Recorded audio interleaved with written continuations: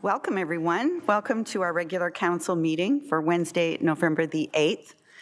I'm impressed to see so many people in the audience tonight, considering the weather. Thank you so much for joining us, and those that are watching on live stream. Appreciate your interest in your community. I will just let you know that this meeting is being audio, video recorded, and live streamed on the Town of Innisfil's YouTube channel and shall form part of the record, which will be retained according to the town's retention bylaw. And for more information on this bylaw, please contact Clerk's Services. I'm going to go to Councillor Drodge for the land acknowledgement statement, but just before I do that, I do want to let everybody know that November the 8th is National Indigenous Remembrance Day. So our flags are at half-mast, and we are recognizing those from the Indigenous community who fought and continue to represent in the Canadian military. I have both my Legion poppy on and a beautiful beaded poppy from April Paul, a local Indigenous artist and Innisfil resident. So we do acknowledge the sacrifices made by many of the First Nation communities in our area.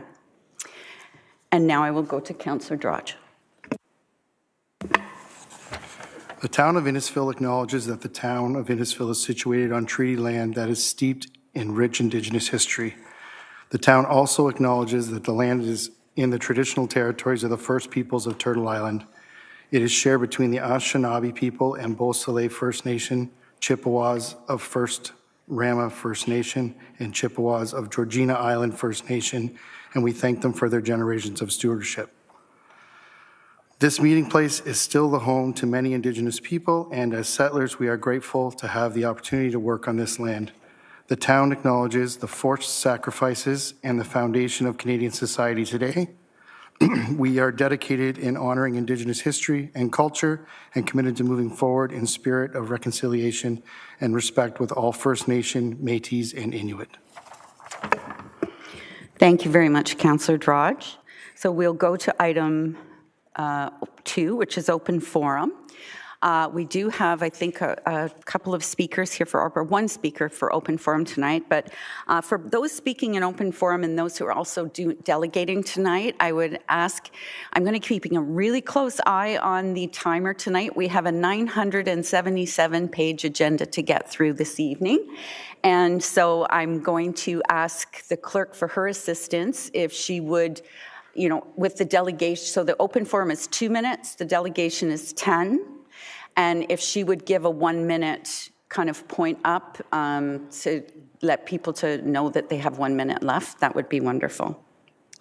So the first person on the open forum tonight is Alex Savigny from Beausefields, and I believe he's joining us virtually.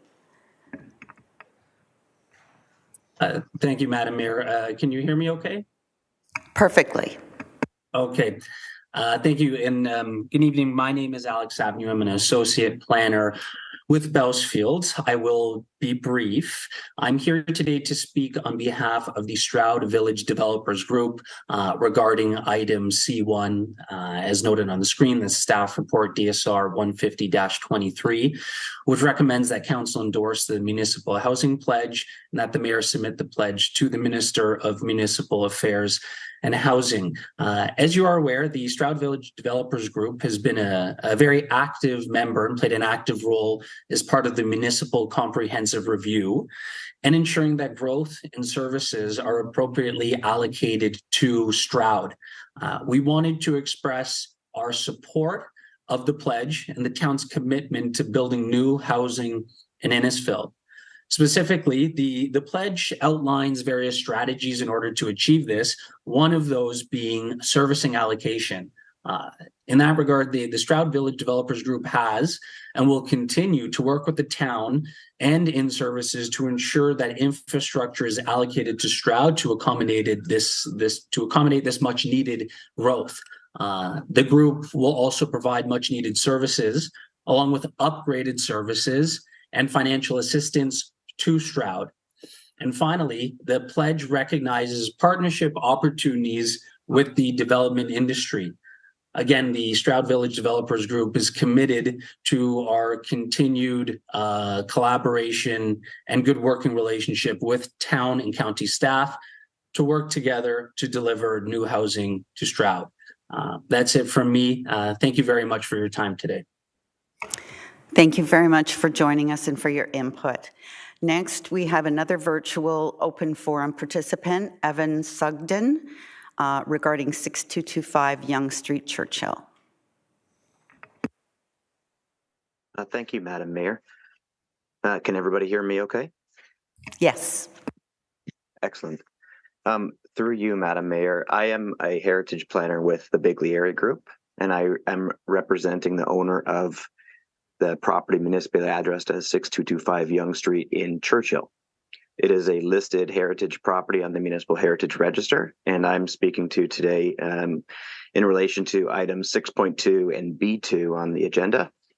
Specifically, I understand that today you are about to hear a delegation and a forwarding of the Municipal Heritage Committee minutes and recommendation that the subject site at 6225 Yonge Street be designated under Part 4 of the Ontario Heritage Act.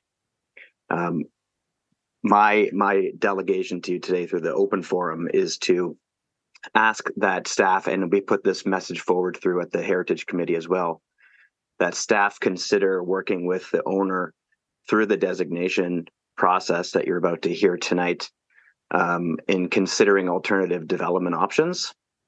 The goal of our client is that the entirety of the subject site not be designated, but there's restrictions under the Heritage Act as to how that designation actually works. A designation applies to real property, and right now it's one in a giant property at the corner of Yonge Street in the community of Churchill.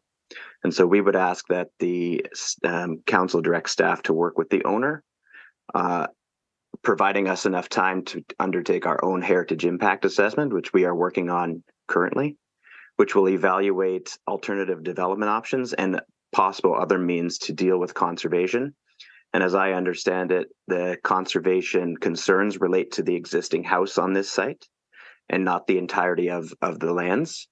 And there is an active application for official plan, zoning bylaw amendment, and a draft plan of subdivision.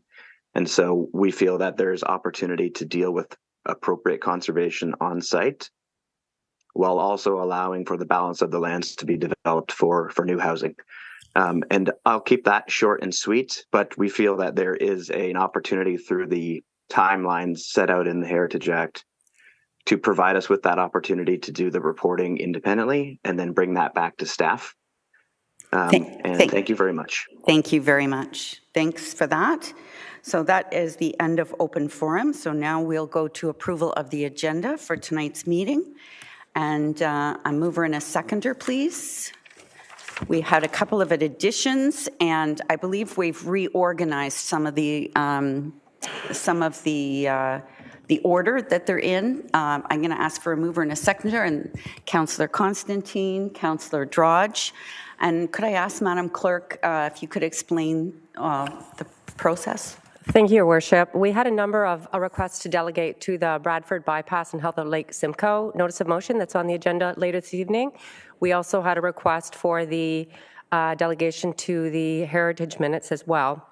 So in order to provide a better understanding for council, we grouped the delegates for the Bradford Bypass together. So we would start with the delegate for the heritage minutes first, and then we would go through the delegates for the Bradford Bypass, and then we would finish off with the strategic plan. That seems fair. Council, any questions or comments on tonight's agenda or those changes? Seeing none, all those in favor of the recommendation? Those opposed? That is carried. So now we'll go into disclosures of interest. Is there any councillors that have a conflict or would like us to be aware of any pecuniary or conflict of interest on tonight's agenda?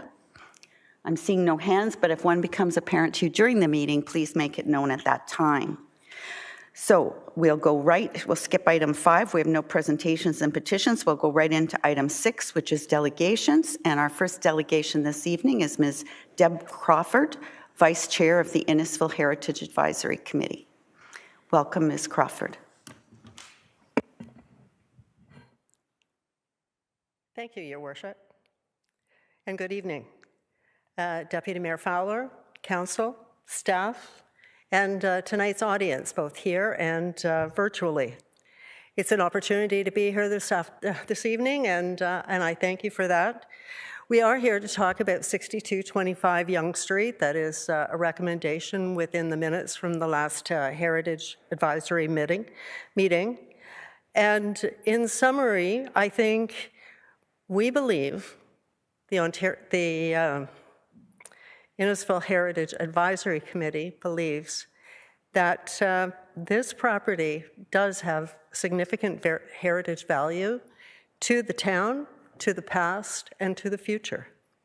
Next slide, please.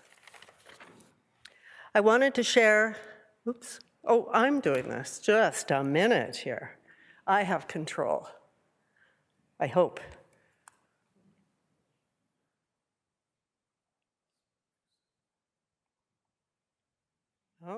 Oh, there it is. All right. Did I do that? Okay. All right. So, sorry about that. I wanted to share this quote with you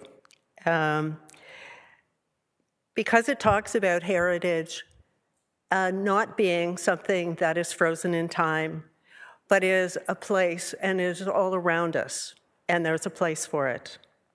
And we think that this property has a place in Innisfil's future. I wanted to give a little bit of a background. So the advisory committee primary objective is to advise on heritage matters. That's to advise council on heritage matters and to recommend additions to the Ontario Heritage Act. Not a lot has changed, and yet a lot of things have changed. But when it comes right down to it, there's two ways to protect properties that are independent, and one is through listing, and that basically means a 60-day delay on issuance of a demolition permit. It gives the advisory committee and it gives town staff and council an opportunity to determine value. The other piece of it is to designate a property, which is designated on title, but for all that that means, it does not mean that it's frozen in time.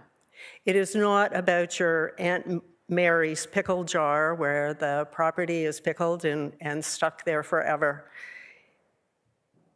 It just means it has heritage value and heritage attributes that need to be conserved. So moving right along, why are we here today? We started off in August with a proposal for development, official plan amendment for this property for 42 single-family dwellings. The original plans and the original submissions included the demolition of the farm, the buildings, the house, the barn, etc.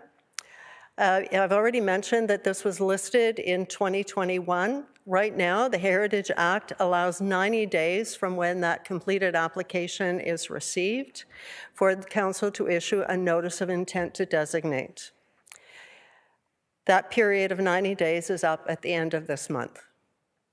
If the notice of intent to designate is not approved prior to that time, then the house will lose its protection under the Ontario Heritage Act.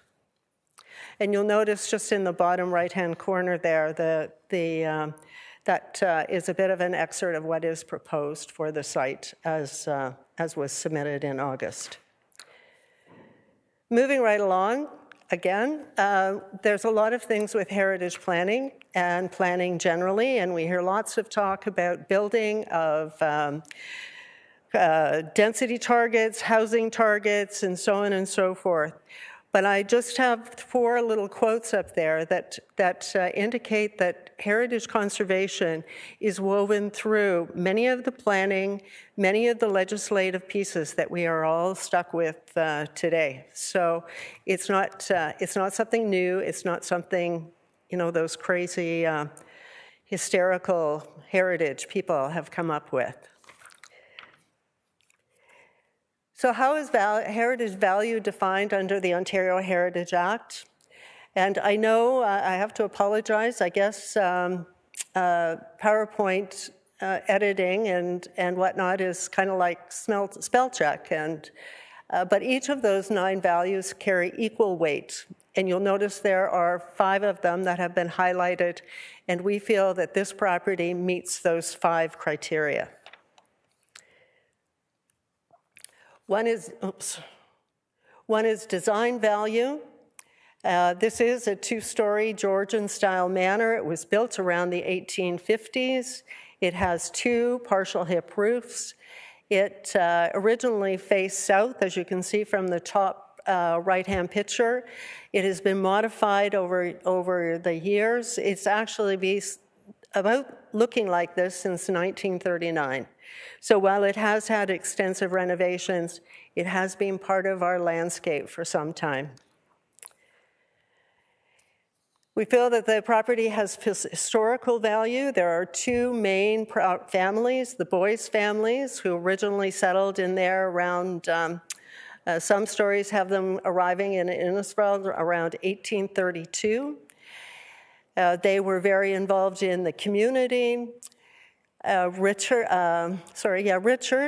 donated the land for the Presbyterian manse, which is still on the top corner of the property. And he also built his retirement home, which is still on the corner of the intersection.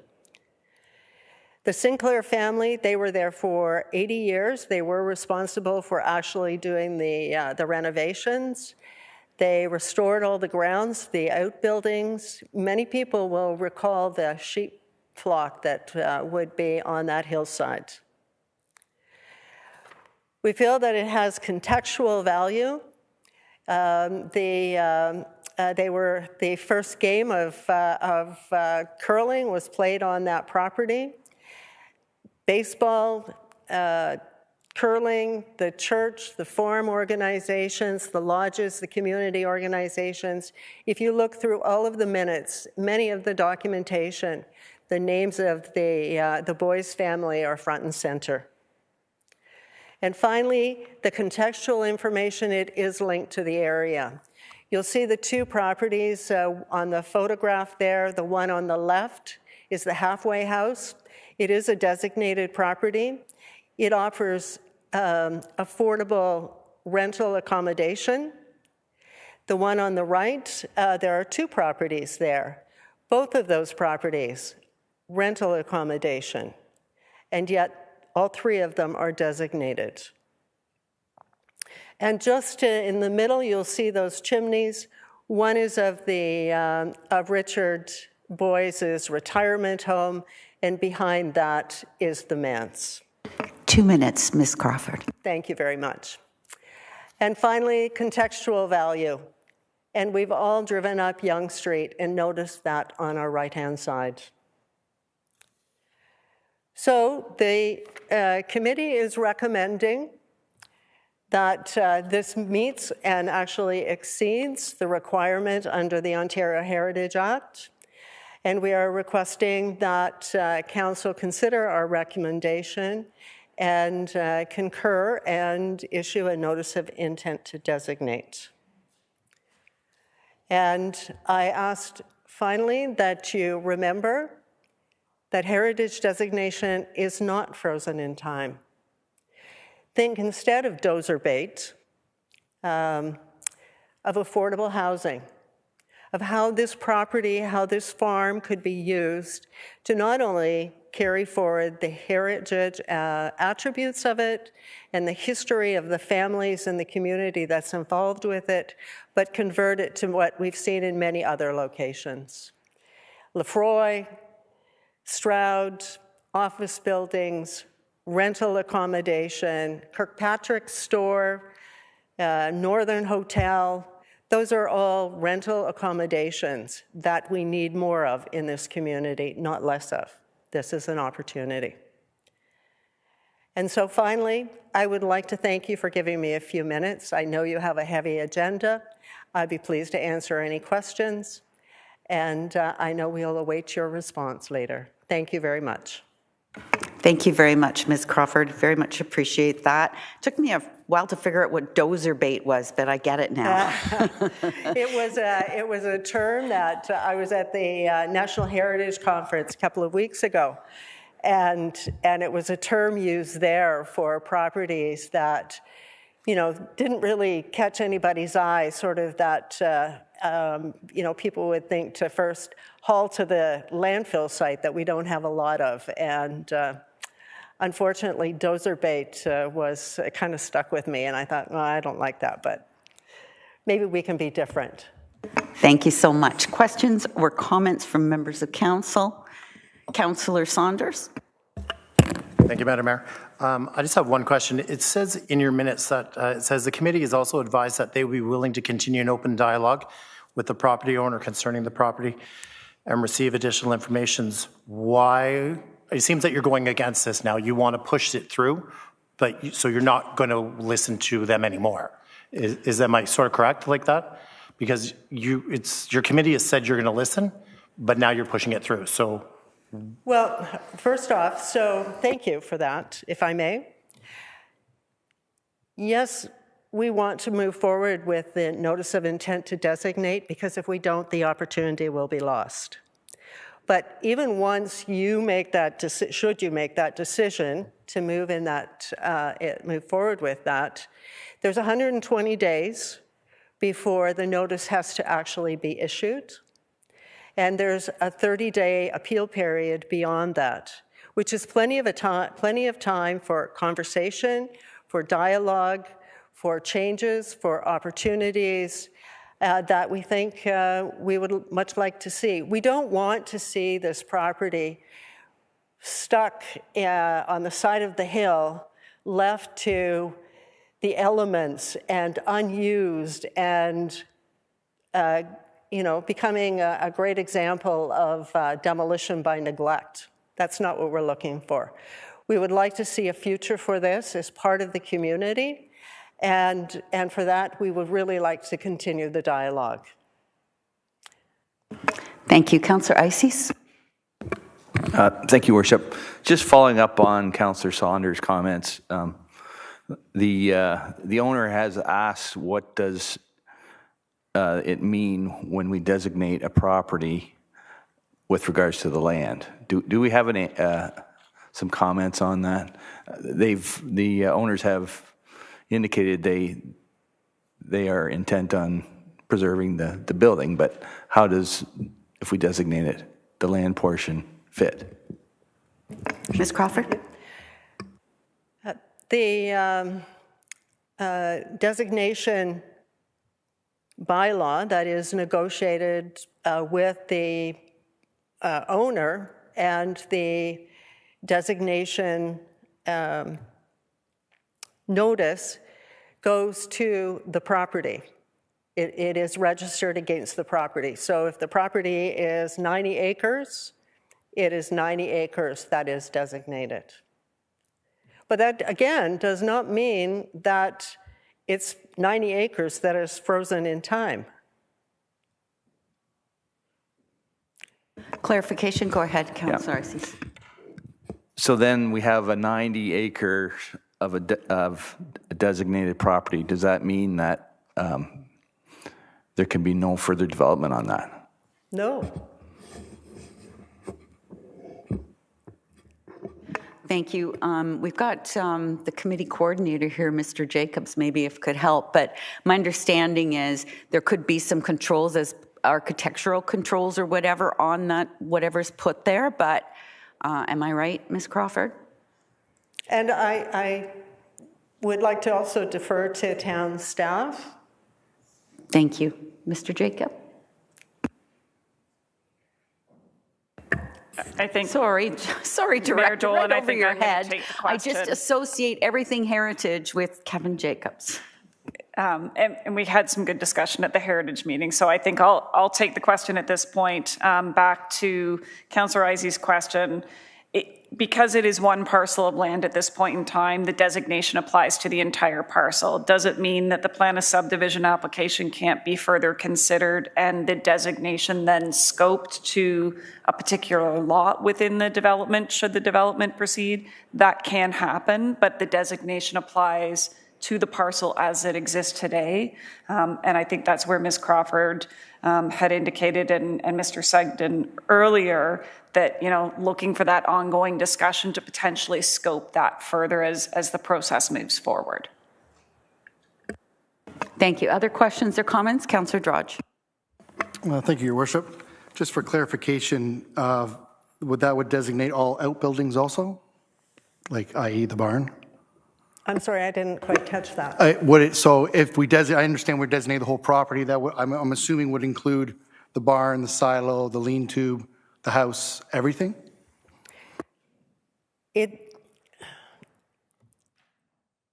intent to designate may very well, in my preference, would include the barns, the outbuildings, the farmhouse, etc. It covers the entire property. The actual bylaw that is negotiated may include all or part of those items and may include internal pieces as well as external heritage attributes that would be preserved. It depends on the negotiations with the owner and the town. So again, just for clarification, if the builder developer wanted to remove the barn or one of the outbuildings, would that be allowed because it's designated, or does that building have to stand? I'm going to defer that to Director Lee. Thank you. So through the process, the statement of cultural heritage value that's found in the committee minutes speaks to both the dwelling, it speaks to the drive shed, the silo, and all of the structures. Once council makes a determination, should they wish to proceed with the notice of intent to designate, it then gets scoped further. The applicant has indicated, and Mr. Sugden is completing a heritage impact assessment right now. So there will be further discussions required in order to determine how they intend to protect the heritage value. Will that be keeping all of the buildings in one particular location? Will it be relocating them? So there will be options that would need to be considered to make a final determination on what would be the scoped sort of designation and what would be in the actual bylaw coming forward. So there are opportunities, but through the notice of intent to designate, nothing would be removed from the property until that bylaw is brought forward. Other questions or comments? Councillor Waters. Just a point of clarification to that. So that means that when the bylaw could say that development can occur on the site as long as the buildings are preserved on site so that the development can go ahead, or is this a nail in the coffin for the development?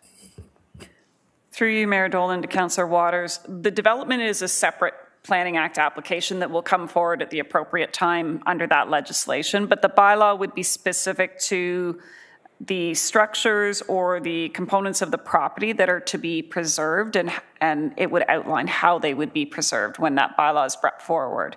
But as has been talked about, there's a number of days, months to negotiate what that final bylaw looks like to bring that back to council. Thank you. Anyone else? I have one quick one. Bill 23, how did it impact the appeal process? Did it change the appeal process? Director Lee? Mayor Dolan, I would have to look at that again. I don't believe it changed the appeal process. We've identified the process in terms of the 30 days that comes at the end of this month. That then starts the notification process and then the 30-day appeal period. So I don't believe it changed through Bill 23, but I don't know if Mr. Jacob would like to speak to that further. Bill 23 did make some revisions as far as the appeal process. It actually added more opportunities to appeal. The first one would be through the 30-day notice. The second one would be through the adoption of the bylaw. If this does move to, the council does adopt a designation bylaw, there would be an opportunity for the property owner or any member of the public to appeal that bylaw. So what Bill 23 does is actually it adds on additional opportunities to appeal. Thank you so much for that. I want to thank you, Ms. Crawford, for your delegation today. And could I please have a mover and a seconder to receive the delegation with thanks? Deputy Mayor Fowler and Councillor Waters, all those in favor? That is carried. Thank you. And we will be discussing the minutes a little later on in the agenda. Next delegation is Claire Malcolmson, and she must be online because I don't see her here. Welcome, Ms. Malcolmson. Hi, I'm here. Can you hear me? We can hear you. Yeah, whenever you're ready. Great. Okay. Okay, great. So thank you, clerks, for sharing the slides. Good evening, members of council and all the members of public that are there today. I'm the executive director of the Rescue Lake Simcoe Coalition, and we are a member-based charity. We have 30 member groups around the Lake Simcoe watershed, and this year we're celebrating our 20th year. So I am just going to present some information to you about Lake Simcoe, the state of Lake Simcoe, and the impact of the Bradford bypass, and some information that you probably don't have about what information we have and don't have. This is to support Alex Waters' motion about Lake Simcoe that includes some requests about getting some clarity about the Bradford bypass. In short, I mean, really what I'm going to show you is that the lake is not terribly healthy. It's not in a great position to be adding a lot more stresses. And contextually, it's important to consider that this 16-kilometer highway would sort of set the pattern for how we develop other highways. And there is a much bigger highway proposed to the east. Next slide, please.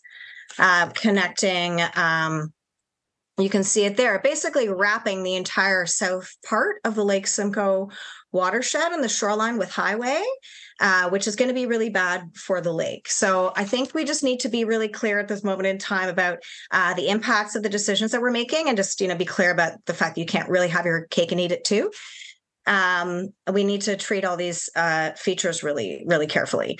So we've just been through this great big greenbelt debacle. And so the attention of the public is on the greenbelt and clear public interest in protecting it, protecting our food security, water, air, climate. And one of the benefits of the greenbelt is that it helps force some more concentration of communities in particular places, creating complete communities where people don't have to commute. I know this is a big problem for Innisfil, and I know that this is why this is an issue in Innisfil, is because there are so many people that can't live and work in the same place. So ultimately, that's a big nut we need to crack here. But these are all Greenbelt highways. These 413, Bradford Bypass, and the 404 extension are all in the Greenbelt. With the Lake Simcoe Protection Plan, which has been in force since 2008, you're not supposed to build new infrastructure unless there has been an examination of alternatives. And there has not been an examination of alternatives since 1997 at the most recent, and that would be 26 years ago. So a lot has changed in 26 years. And so although the province has changed the rules so that they give themselves permission to do this without having to look at alternatives again, it's important to understand that there hasn't actually been an examination of alternatives.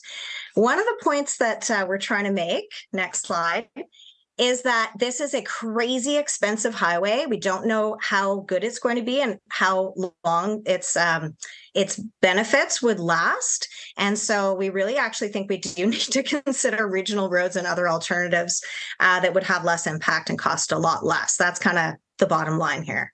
So you need to know this information and weigh in is what we're hoping. So I have a lot of water concerns. Lake Simcoe is not being studied. The impact to Lake Simcoe is simply not being studied in this process. The Bradford bypass would cross 13 water courses. There are salt or chloride contamination issues that are really serious with Lake Simcoe. There are also well and groundwater impact concerns. Next slide. So phosphorus is Lake Simcoe's big problem. Very briefly, you can see how the phosphorus loads go up and down. And now it's clearer than ever that climate change driven changes in precipitation patterns drive phosphorus loads. So the years that are really wet have really high phosphorus loads. The years that are really dry have low ones. You can see that the numbers go up and down, and these heavy rain events are expected to increase in the future. So the fact that we had a low phosphorus year in the last year that you can see there in the chart is not an indication of like the stable state. We're not out of the woods. We need to bring phosphorus loads down like a lot still. Next slide, please. And I should note that construction, development and construction, and the construction of a highway 100% would contribute more phosphorus to the Lake Simcoe watershed. That is documented in the environmental assessment. So in the conditional approval of the EA was 2002, which is 23 years ago. It was approved with conditions. So the conditions included stormwater and groundwater protection plans, which as people who care about Lake Simcoe, that matters to you. It matters to me. It matters to Lake Simcoe and all the life and people and jobs that depend on it to be healthy. The EA itself said that the stormwater runoff has the potential to severely impact quality and quantity of surface and groundwater. The thing is that the province exempted themselves from doing completing the full environmental assessment. And so although they have advanced some of this work, it's self-approved. No public comments or appeals are allowed. Carry on. Oh, this is on the path. This picture is where the Bradford bypass would go. Okay, so next slide. The salt from the 404, which was built not very long ago by the same, by the MTO, with a more environmentally friendly government in power at the time. That highway has very negatively affected the Maskinonge River. Before the 404 was built, 12% of water quality samples exceeded the chloride guideline. And after the 404 was built, 84% of those water samples exceeded the chloride guideline. This matters because the fish and all the bugs and the critters that start their lives, a lot of them live in these rivers. And if those rivers are dead, then the fish have nothing to eat, and then we have no fishery, really. So it's. I mean, I'm not saying the Bradford bypass kills all life, but it's really bad. The salt pollution is really bad in Lake Simcoe, and this would take us in the wrong direction. Next slide.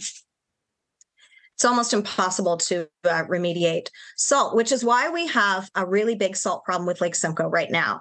So by 2031, which is like just around the corner, the Conservation Authority predicts that this is what the watershed is going to be looking like in terms of salt contamination.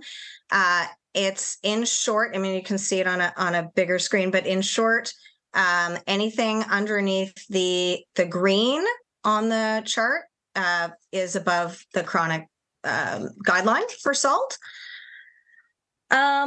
So it is also particularly expected to particularly affect the south end, Cooks Bay, Queensville, East Gwillimbury. These are areas that are going to be even more impacted by salt. The groundwater is really sensitive there too, and we have a lot of concerns there. Next slide. So the groundwater concerns are that basically when you build a highway with really tall grid like support structures, you have to go, and you're building it in a wetland, which is one of the biggest problems with this plan, that you have to go through the groundwater. The problem is that the groundwater itself is actually contaminated and has to be treated before it can be released back to the environment. This is a really big logistical issue that is now would be on the contractor to manage. And given that the contractors are there to make money, I'm really concerned that this is not going to be well managed. And strangely, at the same time, the government is weakening the regulations in Ontario. Comment period ended October 30th around permits to take water, basically making it much easier to take a massive amount of water with no upfront cumulative assessment of the total water taking, both from a volume point of view or from a contamination point of view. So they're just sort of taking their hands off the wheel. And I have a lot of concerns about that because, you know, the day we're honoring First Nations veterans, let's remember that one of the things that our First Nations friends tell us is that water is life. 1 minute, Ms. Malcolmson. Okay. So can you go 2 slides up? So the traffic, next one. Oh, sorry. Okay, keep going. I mean, it's going to cost potentially $4 billion, according to the Auditor General. Did we miss the whole slide? There's one about traffic. The traffic maps. Is it before that? There it is. There it is. Okay, thank you. So for $4 billion, you think you would know that this was going to be a good plan. And so this is part of what we're asking is, can council ask the government of Ontario to please release the traffic studies? Because we don't know the points of origin or destination. We don't really know what the time savings are. You can see from this that with the Bradford bypass, both the 400 and the 404 are slower and worse. So that's not good. I don't think that's worth spending $4 billion on. So the point here today is that there's a ton of risk to Lake Simcoe. The government is clearly not a huge fan of taking care of the environment. And this project is a really good example of that. And then we don't really know what the traffic benefits are. I fully recognize that there are traffic issues and that people want them fixed, but it shouldn't be at the expense of Lake Simcoe. And I think when we're asking our taxpayers who are already pretty strapped, right, for all of Ontario to pay for this highway, we need to really think about what's the benefit. It would not be built until 2032, and it's predicted to be congested by 2035 by the government's own studies. Thank you, So Ms. happy to Malcolmson. answer We're more out of time. questions. Thank you. Thank you for that. I'm sorry to cut you off. We've got a jam-packed agenda tonight. Questions? I understand, no problem. Thank you, Claire. Questions or comments for Ms. Malcolmson? Seeing none, I have one, Ms. Malcolmson. Have you made this presentation to the councillors who are affected, East Gwillimbury and Bradford? They're not on Lake Simcoe. So they are the beneficiaries, and all the municipalities that are on Lake Simcoe, like Innisfil, Brock, Georgina, and Barrie and Innisfil, these are the municipalities that are actually standing up for Lake Simcoe, and that's why I'm here. Thank you. Anyone else have any questions? Councillor Waters. Thank you, Your Worship. Yes, you had mentioned there were some other councils that had passed resolutions concerning the Bradford bypass? So a year and a half ago, there were 7 municipalities that passed resolutions asking for more study. Nothing changed. Nothing changed. So the government is full steam ahead. So then this particular resolution that we put out in the summer, it was passed in Severn. And then now I am just starting to do a council tour. Thank you so much. Any other questions or comments? Can I have a recommendation, please, that the delegation regarding the bypass be received with thanks? Councillor Waters? Councillor Richardson? All those in favor? That's carried. Our next delegation is by Mr. Jack Gibbons. Mr. Gibbons, if you are on virtually, you have a maximum of 10 minutes. And if you're duplicating anything that Ms. Malcolmson said, we certainly understand that that's already been taken into account. And whenever you're ready. Thank you, Mayor Dolan. Can you hear me? Yes, we can hear you. And I'm having trouble getting my video on. Oh, there it is. Great. Mayor Dolan and members of council, I'm Jack Gibbons from Lake Simcoe Watch. Thank you very much for the opportunity to talk with you tonight about Councillor Waters' motion about the Bradford bypass and the health of Lake Simcoe. Lake Simcoe Watch is a coalition of 7 local citizens groups, including the Innisfil District Association. And our goal is to persuade governments to reduce Lake Simcoe's phosphorus pollution. And as you know, in 2009, the Government of Ontario released their Lake Simcoe Protection Plan. And that plan calls for Lake Simcoe's phosphorus pollution to be reduced to 44 tons per year. And that commitment was made 14 years ago. But still, unfortunately, the Government of Ontario has not developed a plan or a budget to achieve the 44 ton per year target. And as a result, instead of the phosphorus pollution going down, it's gone up. It's gone up by 25%, and we're moving in the wrong direction.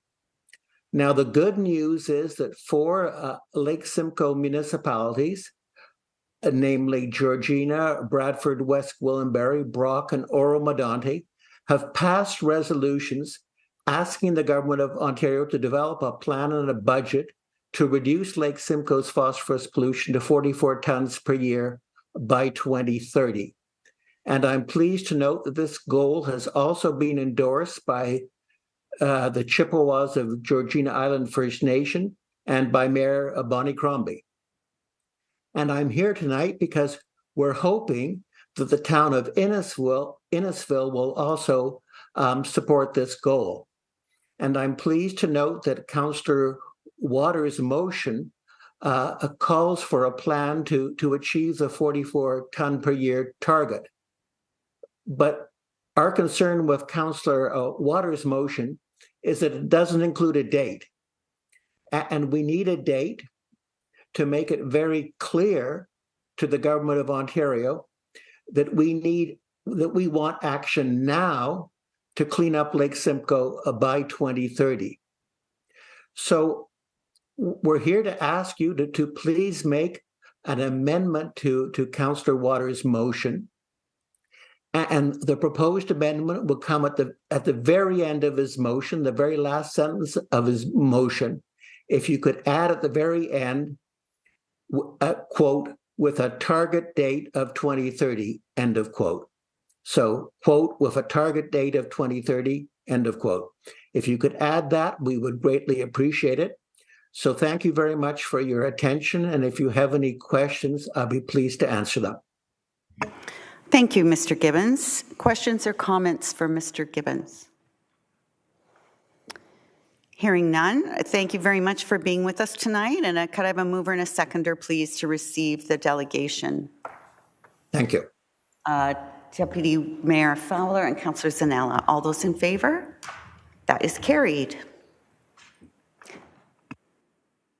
Oh, and I should tell both those speakers that the notice of motion will be debated later on this evening. Next is Diane Hogarth. And Ms. Hogarth, you've heard what the other 2 speakers say, so if you have something similar to say, you can say ditto, and that's good. And I'll start the timer for your 10 minutes. Thank you. Okay. Good evening, Mayor, Deputy Mayor, councillors. Can you hear me okay? Okay. Thanks for the opportunity to speak to you this evening. Pardon me if I'm going to read because it's going to go faster. With the increased important issues to deal with these days, I don't envy the work that you have put in to date and will continue to do in the days ahead.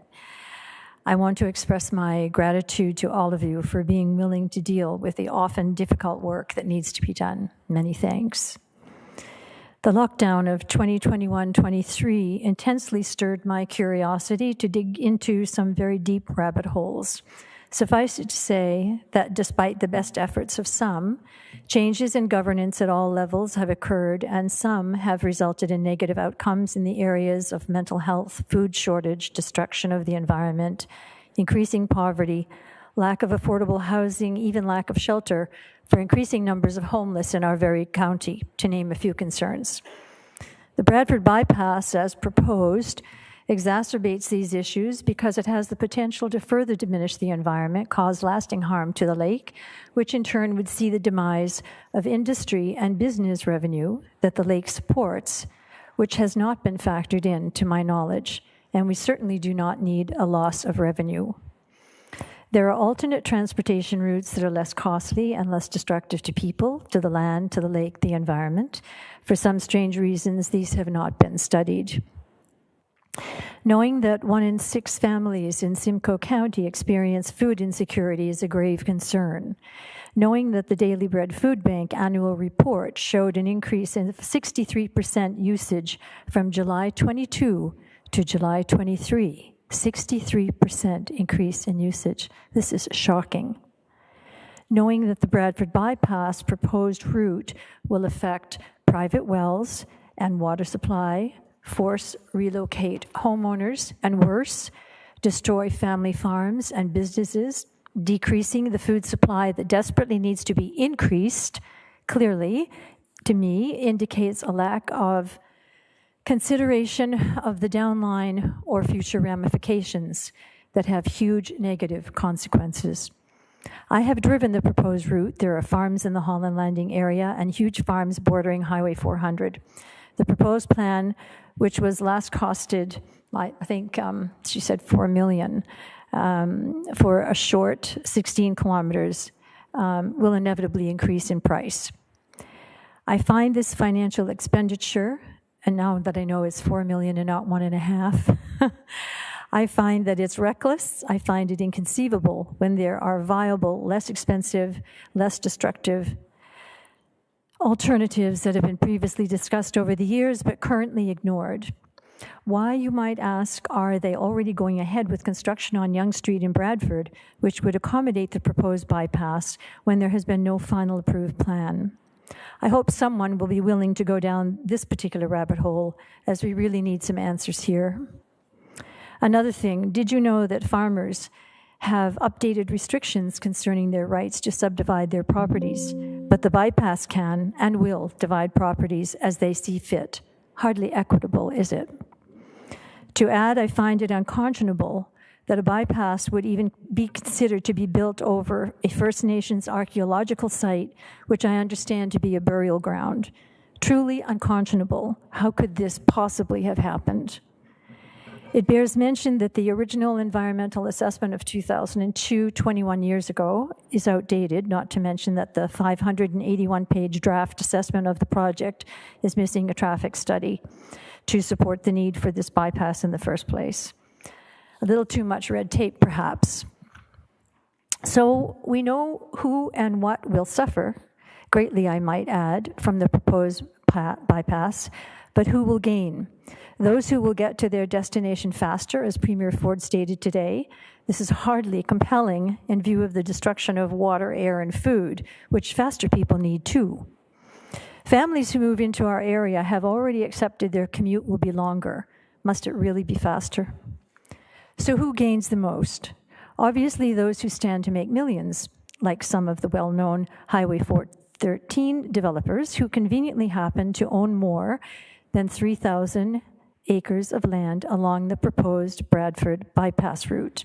This is public knowledge. No pain, but all gain. These developers plan to build estate homes, not small homes or tiny homes, and in so doing, completely disregard the needs of the average citizen's plight for shelter or ownership. Never mind the destruction of the current landowners' properties on the proposed route. Perhaps the MPP son of the Silver Lakes Golf Course owner could have another luncheon with the transport minister to rediscuss the possibility of yet another route, but I have my doubts.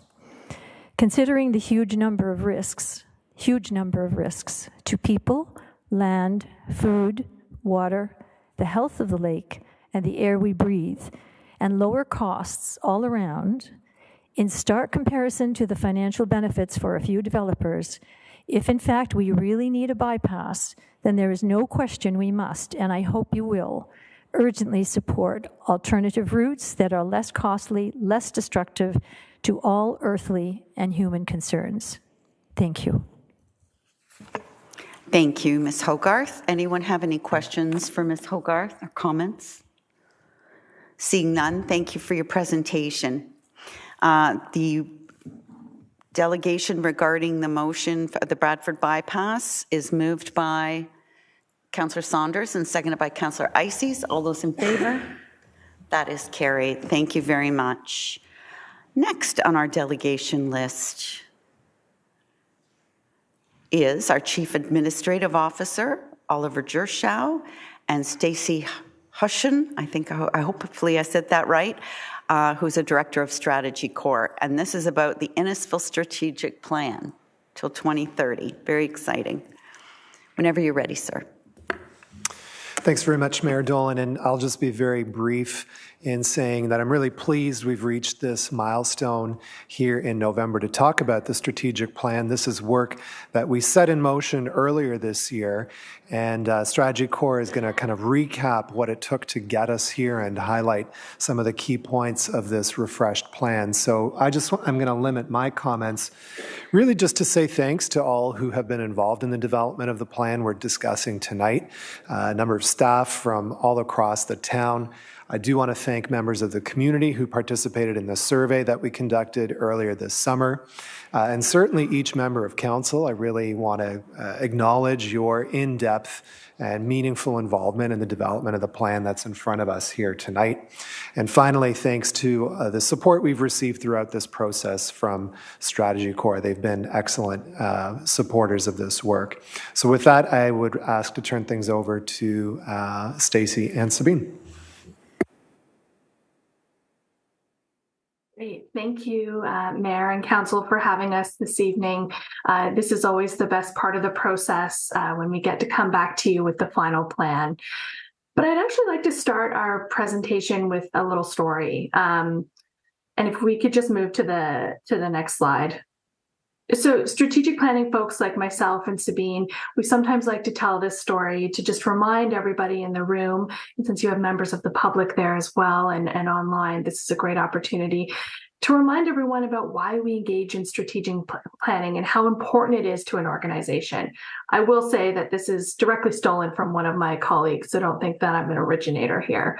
But I want to take you back to a moment in history, very apt as someone like myself who has a PhD in history. But you'll recall that on May 25th, 1961, the president of the U.S. at the time, John F. Kennedy, addressed Congress and proposed that the U.S., and I quote here, should commit itself to achieving the goal before this decade is out of landing a man on the moon and returning him safely to Earth.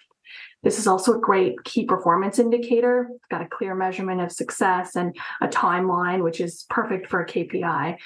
But about 5 or 6 years later, after this announcement, a couple of scientists were at NASA working late one night, and they decided to leave the lab for a break and some fresh air. When they were outside, they saw a cleaner throwing out the garbage, and they asked, "What are you doing here so late at night?" And his response was, "Well, I'm sending a man to the moon, of course." And this is the power of a strategic plan, a document that everyone understands and can get behind. And this is why a strategic plan is so important, whether you're a member of council or a frontline operator in a municipality. It helps the entire organization and the wider community see where you're headed. It helps everyone pull in the same direction and, to achieve the things that you might not otherwise be able to do without the plan. And even today, if you go on a tour of NASA, the tour guide themselves often take incredible pride in the fact that they work for this organization with so many amazing achievements behind those 4 letters. Now, I'm not saying that the town of Innisfil is NASA, for example, but you do important work that serves the community of Innisfil, and we want this to continue. And that's what the strategic plan is going to enable you to do.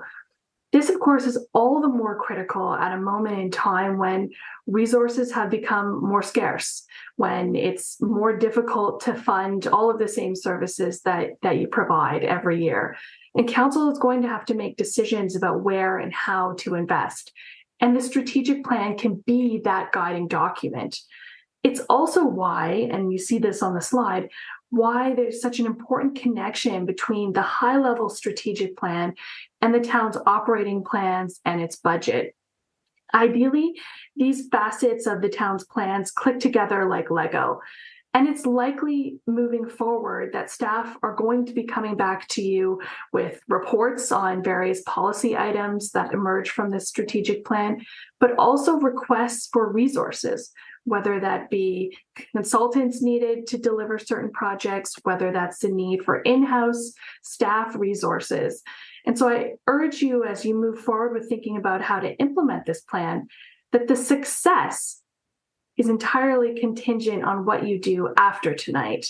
And it's both the role of staff and council to ensure that the items and the priorities that you've set for them are given the resources, that they need to be able to move forward from planning to action. So if we can move to the next slide, please. In terms of developing what you see in the strategic plan that's part of your agenda package, we at Strategy Corp kind of have 5 key principles that guide our process. And the first is that the strategic plan needs to be strategic. And strategic plans typically exist along a spectrum. And I know we've talked about this before, but it bears repeating. Some are so fluffy and high level that there isn't really anything to implement. It's a validation exercise in terms of the vision that you've set for the future and the mission in terms of the services and programs that you provide every day. And it's a way to really bring people together. Other strategic plans maybe reach too far down into the operating side, outlining key activities or projects that would often be better suited to your operating plans and your annual business plans. Throughout this process, we've worked with members of council, but also your staff, to find the right balance and the right feel for the plan, and to bring forward something that is truly strategic and not a laundry list of everything you must do, everything that you should do. Instead, this really distills the broad strategic directions and your aspirations for the future of your community. The second principle is that authenticity matters. While it's helpful to know, what other municipalities are doing and best practices, your strategic plan needs to reflect the priorities of your community. It needs to reflect their needs, their aspirations. It also needs to reflect the organization, the town administration, in terms of what's possible and what are the organizational realities that are under consideration. Ultimately, it's this tailoring and this resonance with the community and with town staff and yourselves. That's what makes it different from your neighbors. That's what makes your strategic plan feel like Innisfil versus another very nice looking document that you could slap the name of any other municipality on the front. The third principle is, and I know you've heard us say this quite a bit, is that we're very focused on delivering a plan that you can actually implement versus sits on a shelf. Within this plan, there are strategic initiatives, and staff have already identified at a more granular level the next step. How do we move forward with turning this plan on a page into a set of action items? What is the impact of this going to be on the budget for 2024, for example? Staff are also committed to monitoring and assessing progress and reporting back to you in the community in terms of how the plan's going. Do we need to course correct? Are there things that maybe we need to add to reflect new or emerging issues and priorities? And the fourth component is that a good strategic plan should have some directionality. It should give you some sense of what the path forward looks like, with clear goals, as well as some of the actions or some of the key milestones on that path to get there. But flexibility is also important. And so we didn't want to leave you with a plan that necessarily handcuffs you to a very specific set of activities, This is one thing that the experience of the pandemic showed. I think so many, organizations, including municipal governments, which is there's a need for flexibility so that you can be responsive to emerging trends, but also the needs that you're seeing on the ground as the level of government most closest to the people that you serve. The last piece is that the plan needs to be built for and by key stakeholders. If there isn't buy-in around the horseshoe there at council or from your town staff or even through the community, then it won't get implemented. And this is why we really left it to council to develop and create those strategic priorities, informed, of course, through community input. And we also left it to staff to say, well, what are some of the actions that we might undertake to get there?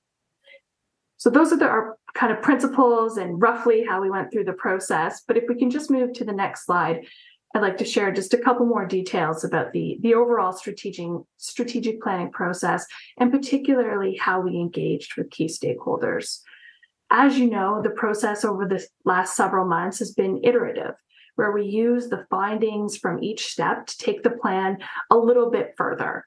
We started, as you'll recall, with a base setting exercise, interviews with members of council and the steering group to really understand the current state of Innisfil. What are the strengths and weaknesses that we need to think about as part of the strategic plan, but also beginning to identify those opportunities to be seized for the future and threats that'll need to be addressed or managed.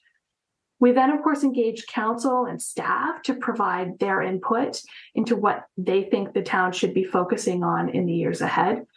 And then, of course, came back to council through a workshop series to really start mapping out the key elements of the strategic plan. We wanted to ensure, for example, that council was what we call placing the order at the restaurant, so to speak, in terms of setting the strategic direction, while staff responded by working away in the kitchen to cook it up for you. And the process ultimately respected and leveraged the roles of council and staff in terms of who steers and who rows. And so if we could just move to the next slide. In terms of what we heard throughout the process, we heard resoundingly that Innisfil is on the right track. It's a welcoming, it's a growing community, continues to be celebrated for all that makes it distinct, whether it's kind of unique urban-rural mix, as well as its focus on doing things differently. Many times throughout the engagement, the Uber pilot was pointed out to us as an example of how Innisfil is really on the leading edge of trying to be more efficient, more effective in responding to the needs of residents and in how it delivers services. Council and staff, we also heard, have a strong working relationship. They're committed to working collaboratively and building on each other's roles and responsibilities. Everyone in Innisfil and the town administration is trying to serve, the best interest of the community. But we also heard that there are changes ahead. The town is going to continue to grow, and it needs to be proactive in how it plans for this growth. This means thinking about how to manage the infrastructure you have today to maintain it, your roads, bridges, underground infrastructure, for example, but also how to enhance it to meet the new residents and community members that are going to call Innisfil home. We also heard that you'll need to think about the services that you deliver. What needs to change as your community changes? And of course, the last piece is your organization also needs to evolve to be able to meet increasing demands for programs and services. You need to build the capacity in the organization to be able to continue to provide the high quality services that you do today. Innisfil, of course, doesn't have to do this alone. And we heard a lot throughout the process about the need to continue the partnerships that it has, whether it's with the county or community organizations and other levels of government. But also, to look to new partnerships to grow into other areas, particularly around, leveraging your own community members and building the future, whether that's more engagement with youth and youth organizations, or seniors, newcomers, And there's lots of opportunity, but again, this isn't a path that Innisfil needs to chart entirely on its own. And moving forward, those advocacy exercises and partnerships will continue to be important. So on that note, if we can move to the next slide, we'd like to share, the town's updated strategic plan. If we can move to the next slide. You all have the designed version, but we just wanted to pull out and draw attention to a couple of key elements of the strategic plan. You'll notice that in many cases, the plan is an evolution from the last strategic plan. We heard that a lot of the elements of innovative Innisfil continued to resonate in the community and with council and staff. And so what we've done is evolve the plan, but we didn't throw out the baby with the bathwater. The vision has had a small adjustment to the language, but the spirit remains the same. And the vision is what you want to be. It's your aspiration for the future. And the flip side is that the mission is what you do every day. And this mission we also left it because, again, we heard that it continued to feel responsive and reflective of the Innisfil today and of the years ahead. So if we can move to the next slide, please. Similarly with the values are the foundation of everything the town does. Again, you'll see a slight evolution here in the values to reflect the importance of the town being open and transparent about its commitment to diversity, equity, inclusion, and accessibility, which was considered particularly important by members of council as again, you plan for change in the town and for newcomers to join your community. And if we move to the next slide, please. And this is the overarching strategic plan framework. Again, it provides that path forward, how and where and in what ways the town wants to grow and evolve, and what the town as an organization needs to be able to meet the demands of that growth. The pillars here too are an evolution from the last strategic plan. And you'll notice that we've added a fourth pillar, serve, along the bottom there, that's focused on making sure the town is set up for success and has the capacity to drive all of the other priorities you see at the top of the screen as it continues to deliver, of course, the programs and services that residents rely on in Innisfil. Within each of these four pillars, there are goals as well as strategic initiatives that will help the town deliver on these broad strategic priorities. Within this plan, of course, there are several key components. The first is that it identifies, things that the town is already doing well and should continue to do. A focus on customer service, for example, a focus on continuous improvement and looking for new ways to deliver services more efficiently and effectively, a continued focus on the town's financial position and ensuring its future financial sustainability. But there are also other things in this plan that reflect what you need to do moving forward to prepare for growth. Focusing and growing your assets like roads, doing what you can to ensure that everyone in Innisfil who wants or needs a home has one. And this includes looking at your own policies to engaging in partnerships and advocacy to deliver the housing the community needs. And of course, also deciding as you grow what the future of transit looks like in the town. Finally, the third aspect of this strategic plan is that there are items that fall outside of the municipality's scope of control in terms of what it could directly regulate, deliver, or invest in. And these are the areas that will require continued collaboration as well as advocacy with other levels of government or your community partners. Examples include advocating for healthcare services and physician recruitment, which we heard was a significant priority for community members through the community survey. We also heard about the importance of addressing issues around mental health and community safety and well-being, food insecurity and income insecurity. Again, these are important community priorities, but they're not entirely within the town's jurisdiction to be able to make progress against. And so the plan also will empower you to act as a leader to convene your neighbors and your partners, and also to advocate to other levels of government to make the differences that your community wants to see. If we can just move to the last slide. So as we look ahead towards implementation, it's already underway. Staff have already turned attention to how they can translate what's in the strategic plan into their business planning process and as they look ahead to the budget. And as I said at the outset, the success of the strategic plan really depends on how well it's implemented and how well connected it is to the key operational documents of the organization. And that includes the budget. The budget, and I believe I said this at our last workshop, but it is the accelerator pedal. It can tell you how fast to go. You can also, or how much of something to do, but you can also ease off the gas pedal if you decide to slow down or pull back from moving something forward. And it's through the budget and the business planning process that you can elevate the strategic plan from words on a page to action. Performance measurement is also key, and I know that we discussed this at length in our last workshop as part of the strategic planning process. We know there's a desire among council to understand and better measure, how the town is doing. Are we doing what we set out to do? Are we making the progress that we want to make? And what are our targets in terms of how we're measuring that success? We also know that performance measurement is key to kind of building ongoing accountability to the plan and also transparency to the people that you serve.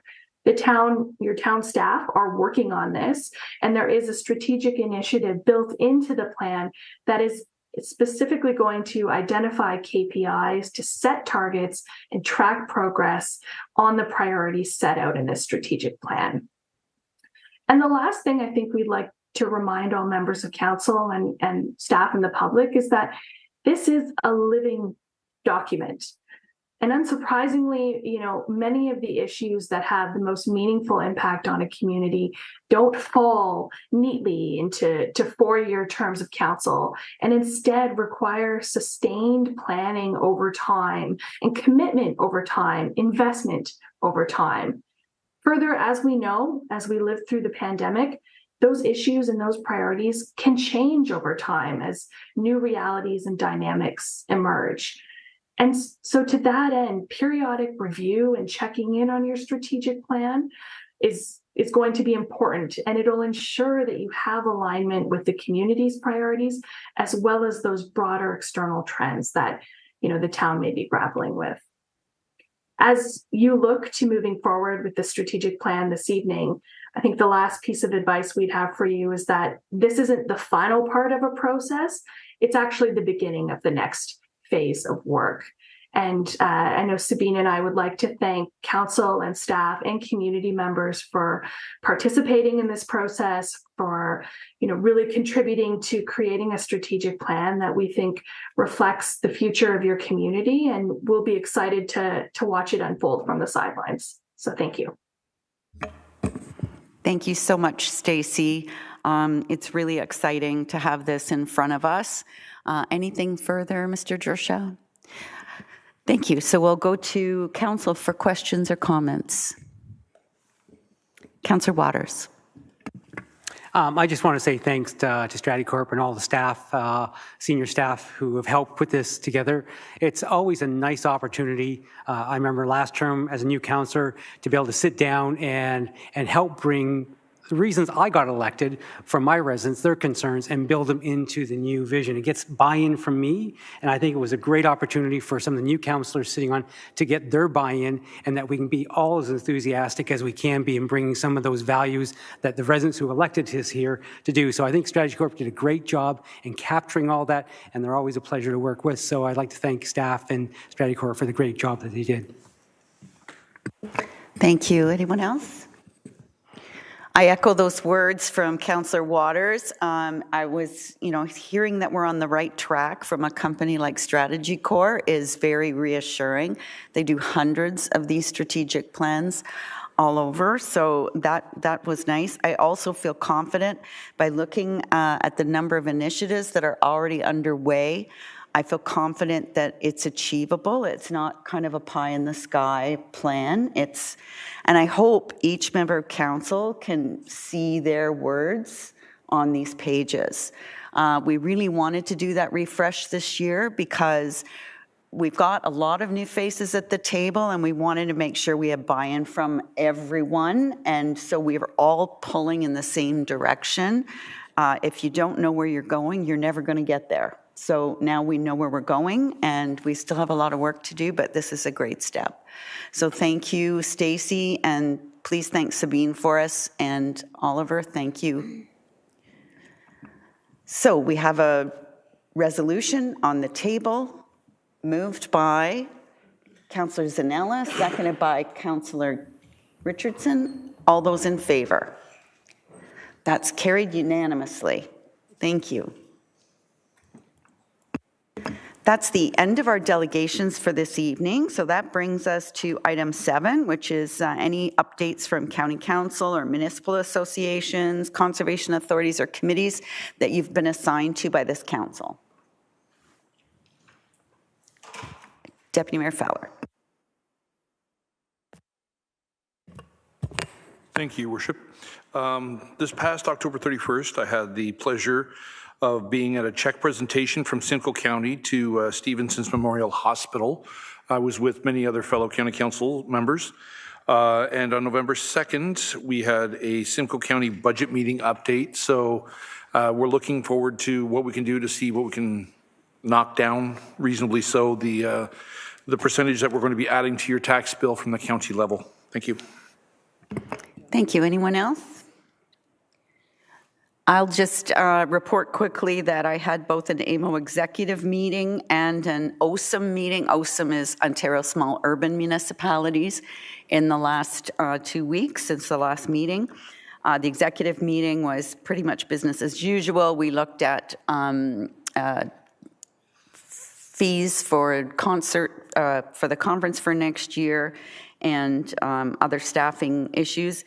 And the OSM meeting was quite exciting. It was held in the city of Orillia, which will be the host for the 2024 conference. And Mayor McIsaac and council were very gracious, and we had a lot of great ideas coming up for the conference in 2024.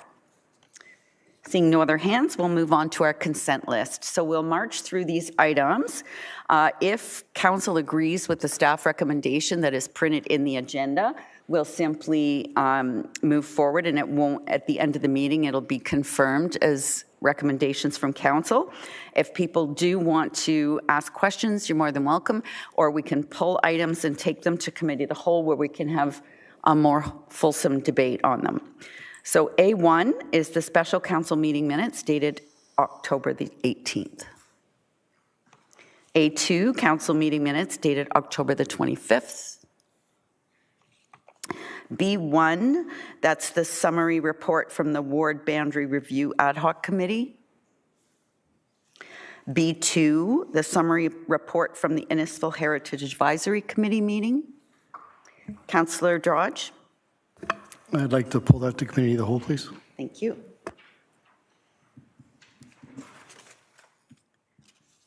Next are staff reports for action. C1, the Municipal Housing Pledge. I'd like to just make a couple of comments on this item.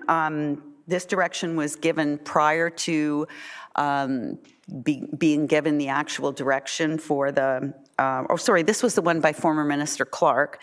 So the items listed in there in the report that will go back to the ministry are just outlining how we think we're going to meet our targets. I'm pleased to say that in 2023, we've already meet our target by 110%, and the year's not over yet. So keep up the good work, team. Next is C2, the Development Charge Background Study and Bylaws. Councillor Ices, refer to committee. Yes, thank you. C3, the 2023 Q3 update.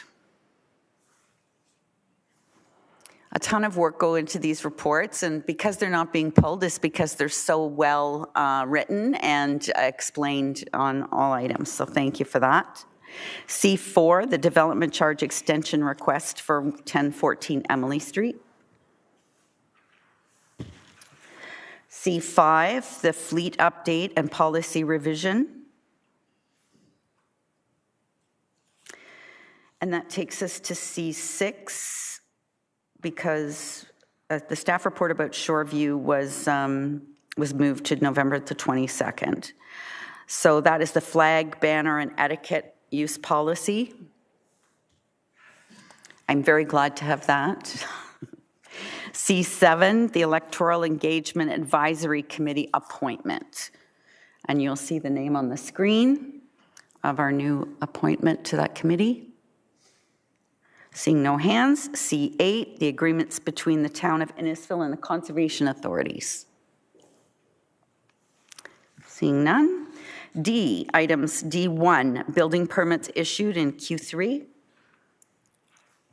D2, single source for the floor mat rentals at in-services. D3, the sole source for the liner, the pool liner replacement.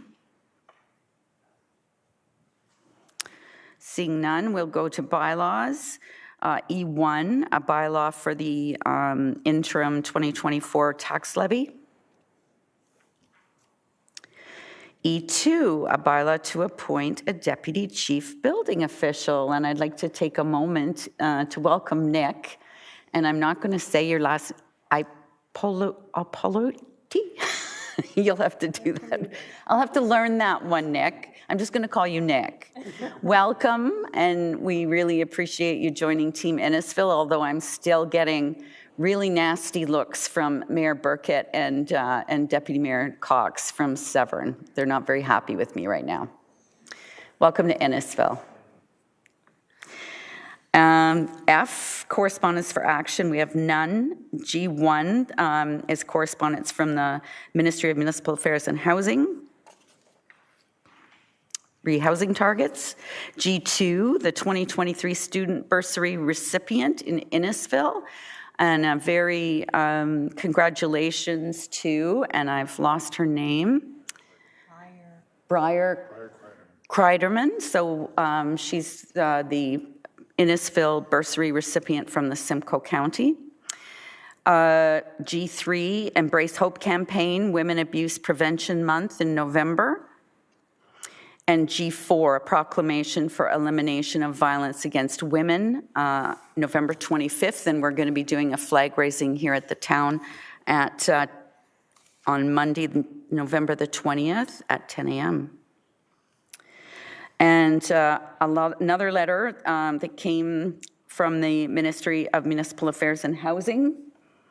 So I'm going to speak to this one. This is a letter from Minister Calandra in response to me signing the housing pledge and suggesting that I didn't want the strong mayor powers, that I felt we could reach our goals better without it. Went unanswered. He simply gave them anyway. So I have, in the meantime, and you'll see either on an upcoming agenda, the proclamation, my proclamation, which basically delegates all those authorities back to council or to the CAO. So that will show up on the town website, and that will be my one and only strong mayor power resolution.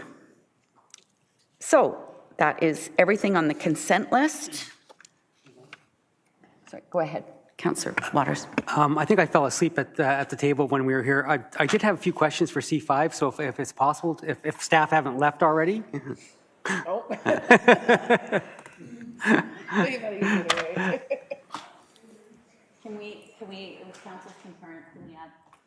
With council's concurrence, can we add C5? Yeah. Thank you. So can I have a mover and a seconder, please, for the consent list recommendation? Deputy Mayor Fowler, Councillor Drodge, all those in favor? That's carried. And now a motion to resolve into committee of the whole. for further debate? Moved by Councillor Richardson, seconded by Councillor Zanella. All those in favor? That's carried. So we'll go to our first item, which I believe was B2, and that would be Councillor Drodge. Thank you, Your Worship. I'm not sure how to go about this, but I'd like to. Oh, sorry, I have my seconder is Kevin Ices or Councillor Ices. I was looking to split the recommendation up to address 1341 Clarny Beach Road separately.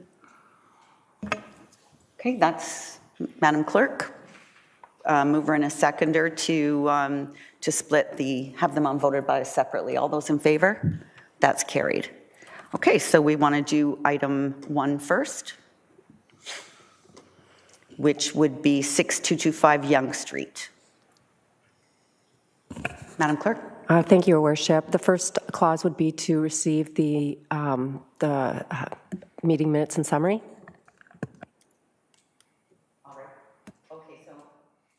Moved by Councillor Drodge and seconded by Councillor Ices that we receive the heritage report to be received as information. All those in favor? That is carried. Now, the second item is regarding 6225 Yonge Street.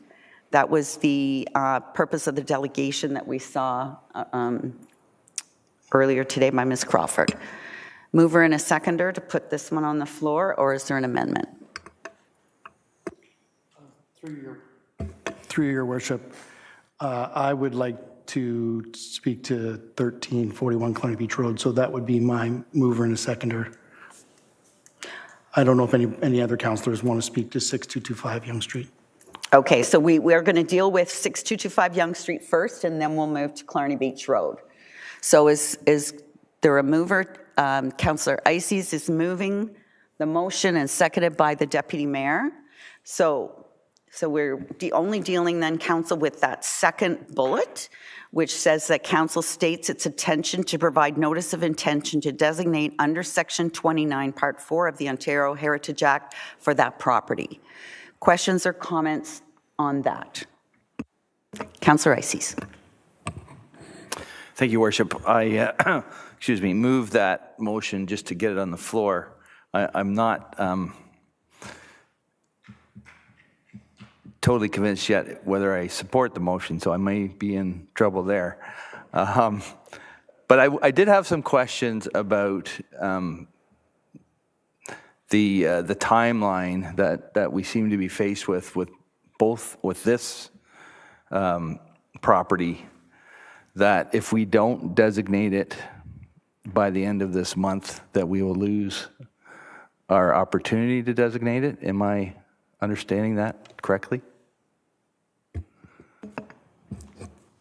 I see the director looking to Mr. Jacob. Go ahead, Mr. Jacob. Your Worship, through you to Councillor Ices, yes. If given the 90-day timeline, on August the 28th, a complete application was submitted to the town, and under provisions within the Ontario Heritage Act through Bill 23, there's a 90-day deadline to get a property notice of intention to designate.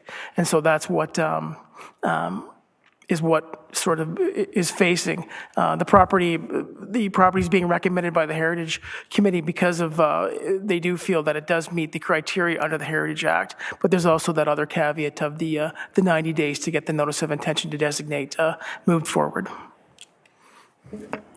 Councillor Ices. Thank you for that.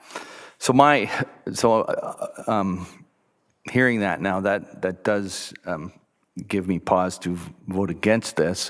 My preference would be that we could continue discussions with the owners about how they intend to deal with the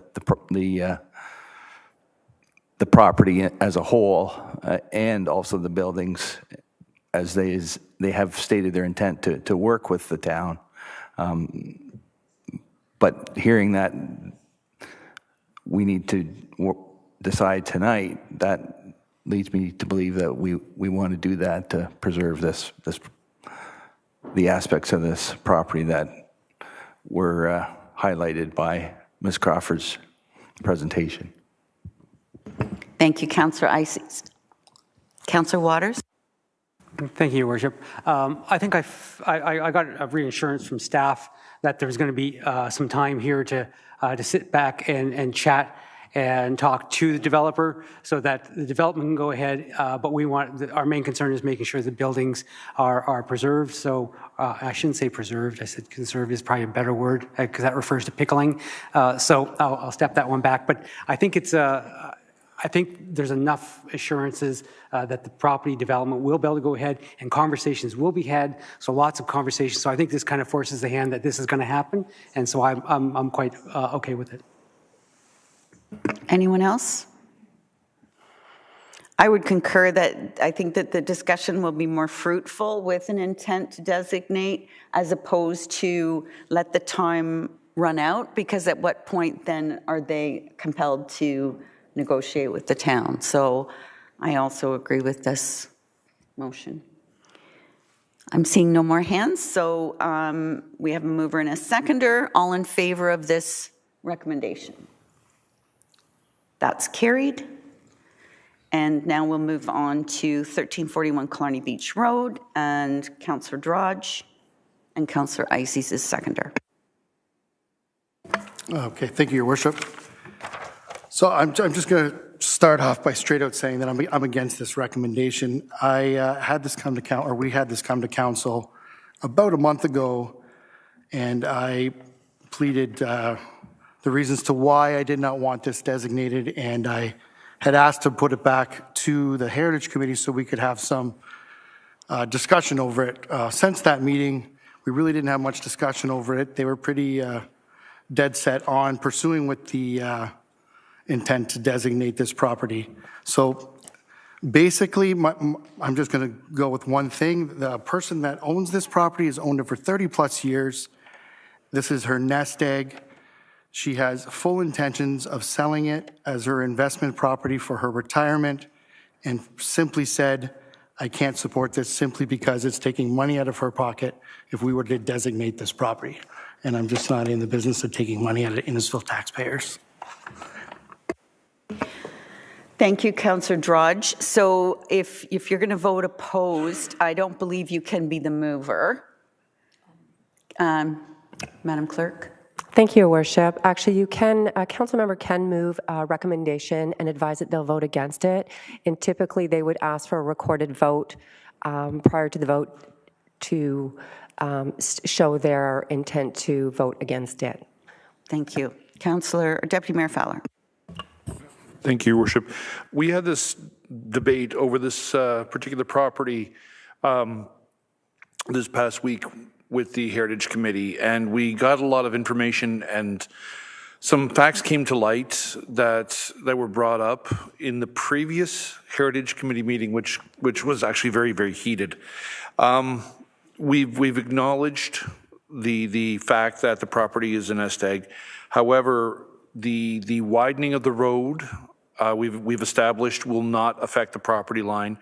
That the twinning of the tracks, nothing has been brought forth to the town. So we're talking the west edge of the property shouldn't be touched any time in the near future. The south side of Killarney Beach Road, which borders the property, will not be touched.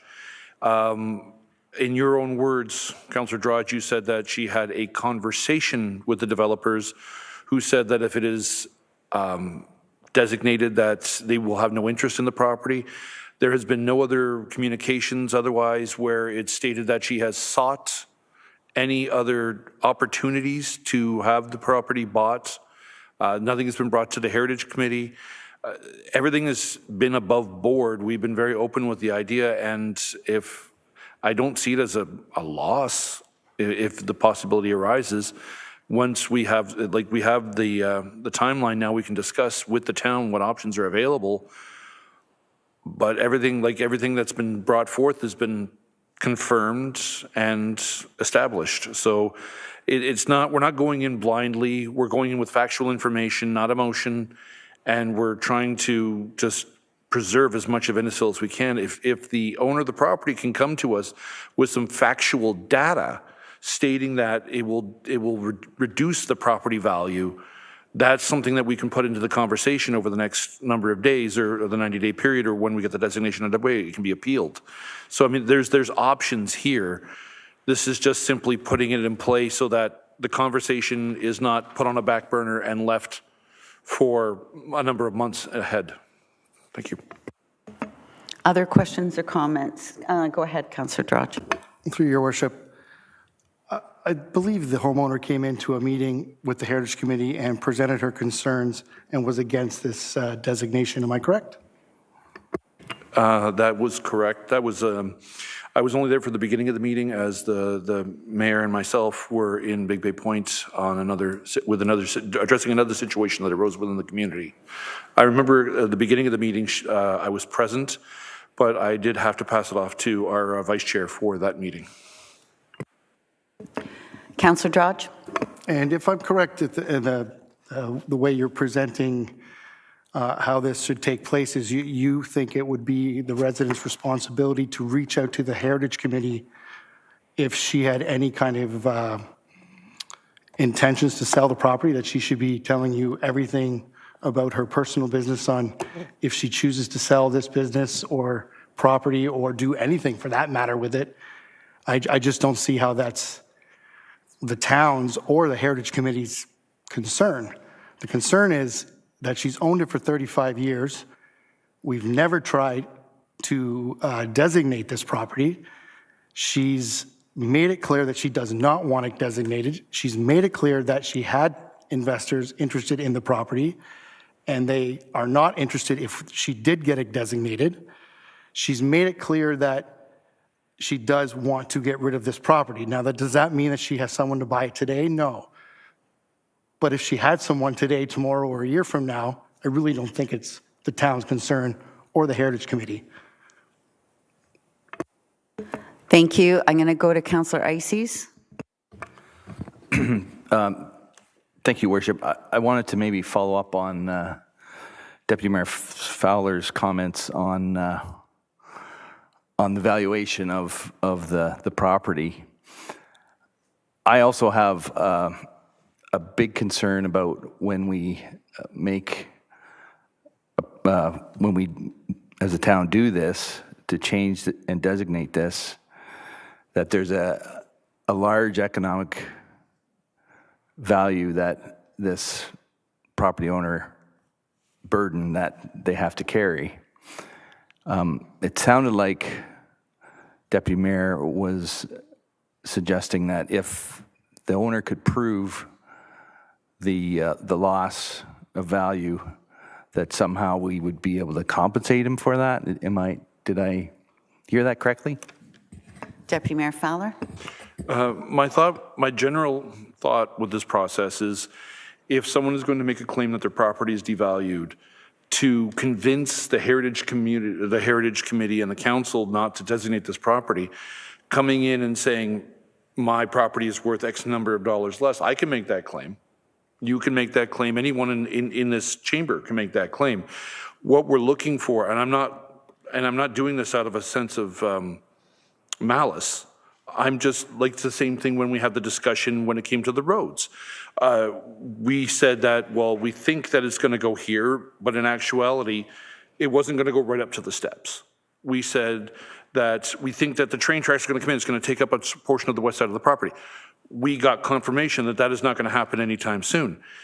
We're dealing with factual information, and if that can be provided to benefit the case, hypothetically, let's say the owner of the property comes in and says, my property will be worth 45% less according to these standards, or according to these people who have stated, these licensed sales representatives who have put down their name, put it in black and white, that it is going to significantly impact my nest egg. Then we could say, okay, you know what, maybe we take a step back, we have the 90 days, we have the appeal, we have options. Coming in and saying that, you know, one person didn't want to buy my property because of something that's occurring, now that's it. Yeah, I can feel for the owner. Don't get me wrong, I genuinely feel for the owner. However, it is the factual information that I am looking for to make the case. If they're going to come to us and present something put it in black and white. It doesn't have to be a finite number. Give us a percentage. Give us a 20 to 40%, that sort of idea. Councillor Saunders. Thank you, Madam Mayor. Coming from a real estate family, I posed this question to them about this exact thing, and 100% all real estate agents said the property value will devaluate, and she will not get what she deserves if there's a delegation on this property of heritage, 100% of the time.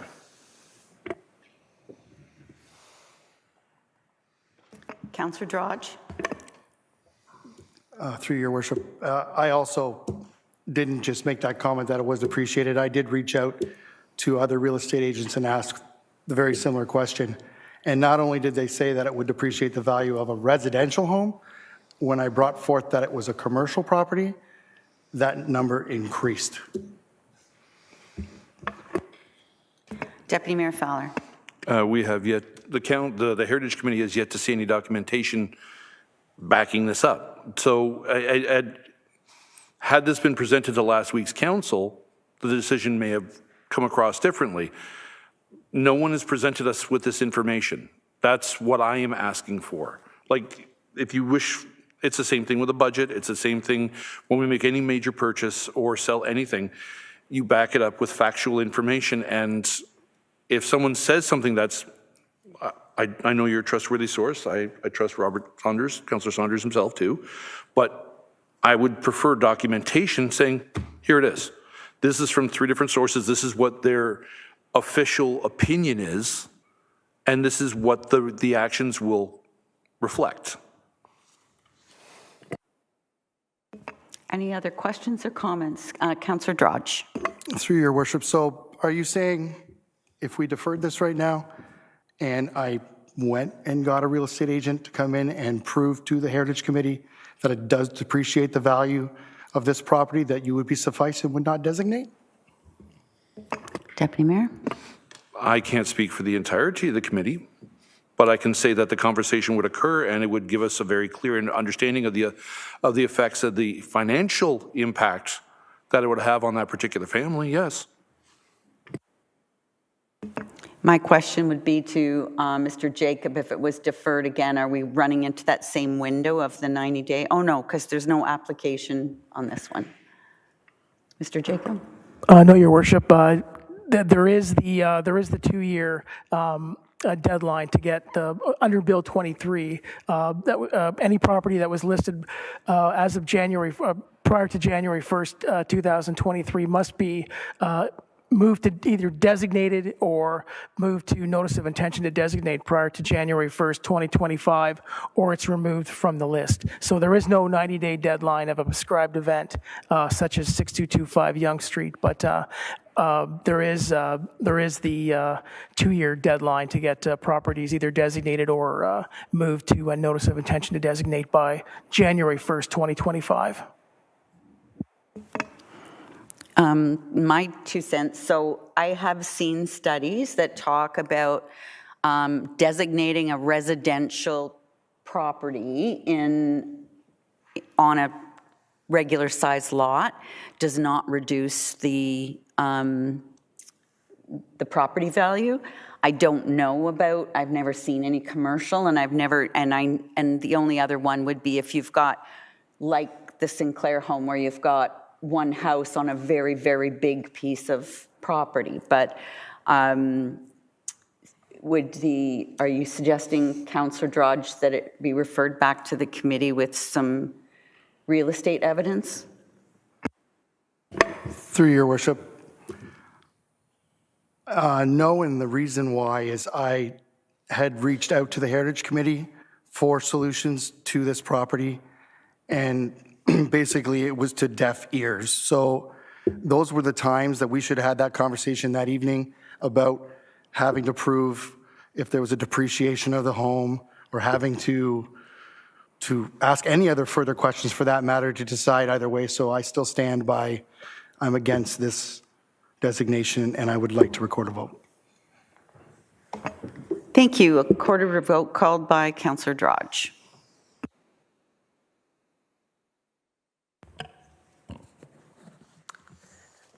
Thank you, Your Worship.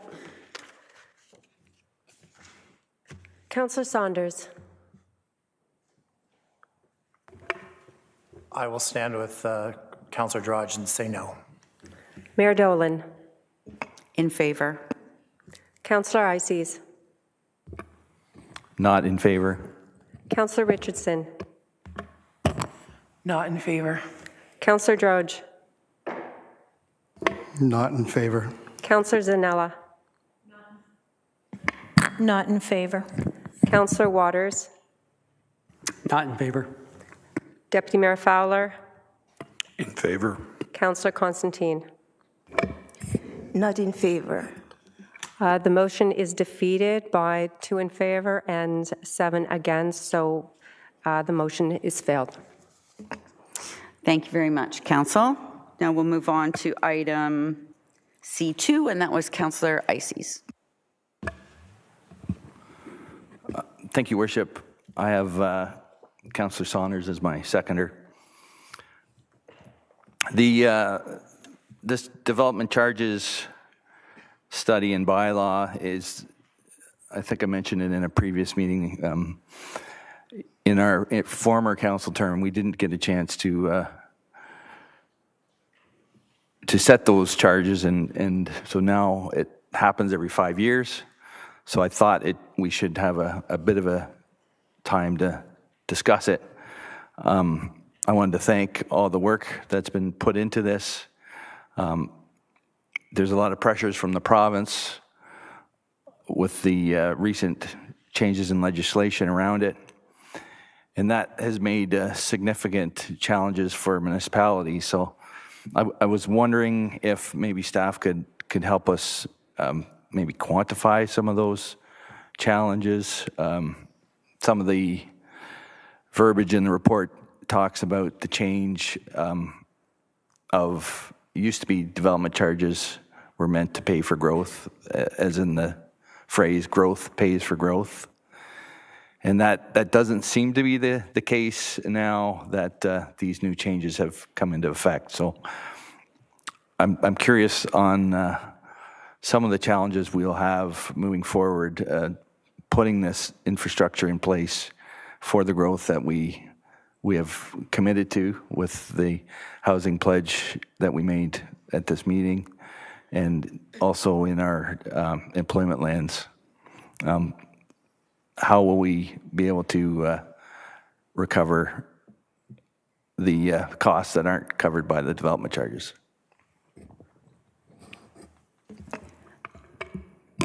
Treasurer Webb. Through your worship to Council Ices. So yes, I mean, the DC changes, the legislative changes have certainly impacted us greatly, as well, other municipalities throughout Ontario. And so we've quantified, some of those impacts in the staff report on table 10. Some estimates are in there, and you can see that they are quite significant. And so, there still is further work to do on this in terms of these are the impacts. We can't, at this point in time, in terms of passing a DC bylaw, there's nothing we can do in terms of the bylaw itself to change that. But, things that we need to look at, of course, are, future budgets, a long-range financial plan, financial strategies in terms of are there other options to raise revenues? How can we mitigate the impact to the taxpayer? Because without finding other revenue sources, whether that's grants or other kinds of other revenue sources, the impact, of course, falls on the tax rates. And so, we will endeavor to bring back to you through future budgets and a long-range financial plan some strategies in terms of how we would deal with that. Thank you, Ms. Webb. Any other questions or comments? Councillor Waters. This is in tongue-in-cheek, but I would think that if we have to find more tax dollars, we have to go to the taxpayer, that we put clearly on the next bylaw that this is a Doug Ford tax. Any other questions or comments? I have a couple. So the the switch that we've made from the large industrial to smaller commercial, do we have, so let's say in year one of the phase-in, do we have an estimation of how much we switched that?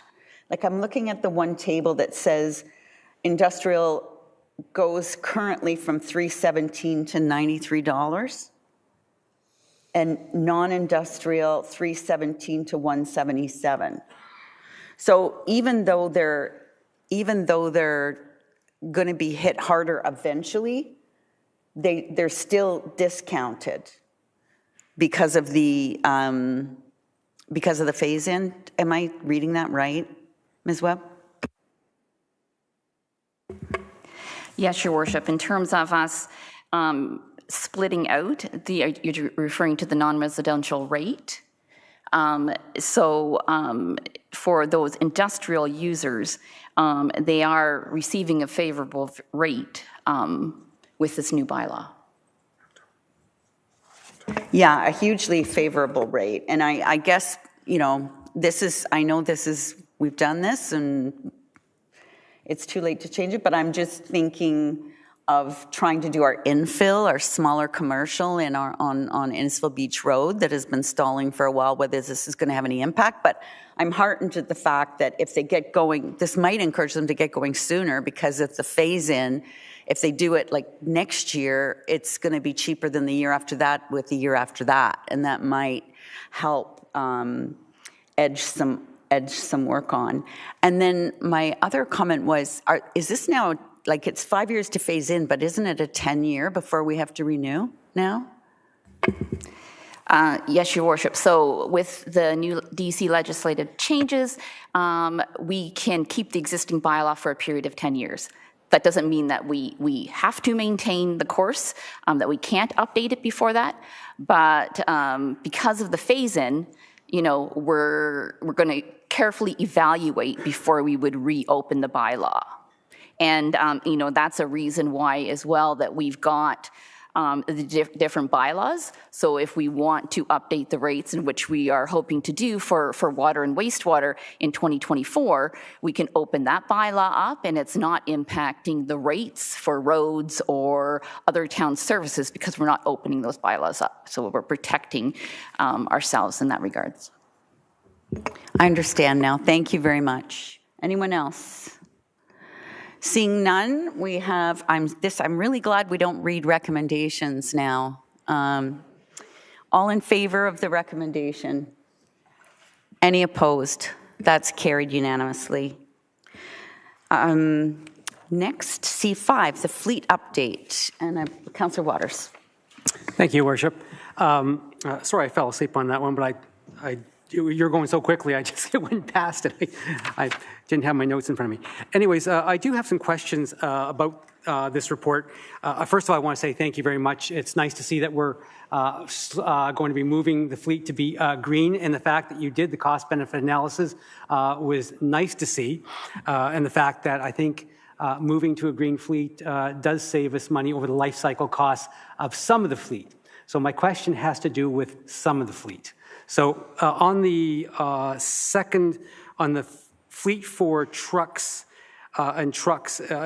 gas seemed to come out cheaper, not by much, by a little bit over the life cycle cost. So I want an explanation why that is, when overall general maintenance, both smaller vehicles and larger vehicles, is less. And so why is it life cycle cost more on the truck side? Through your worship to Councillor Waters.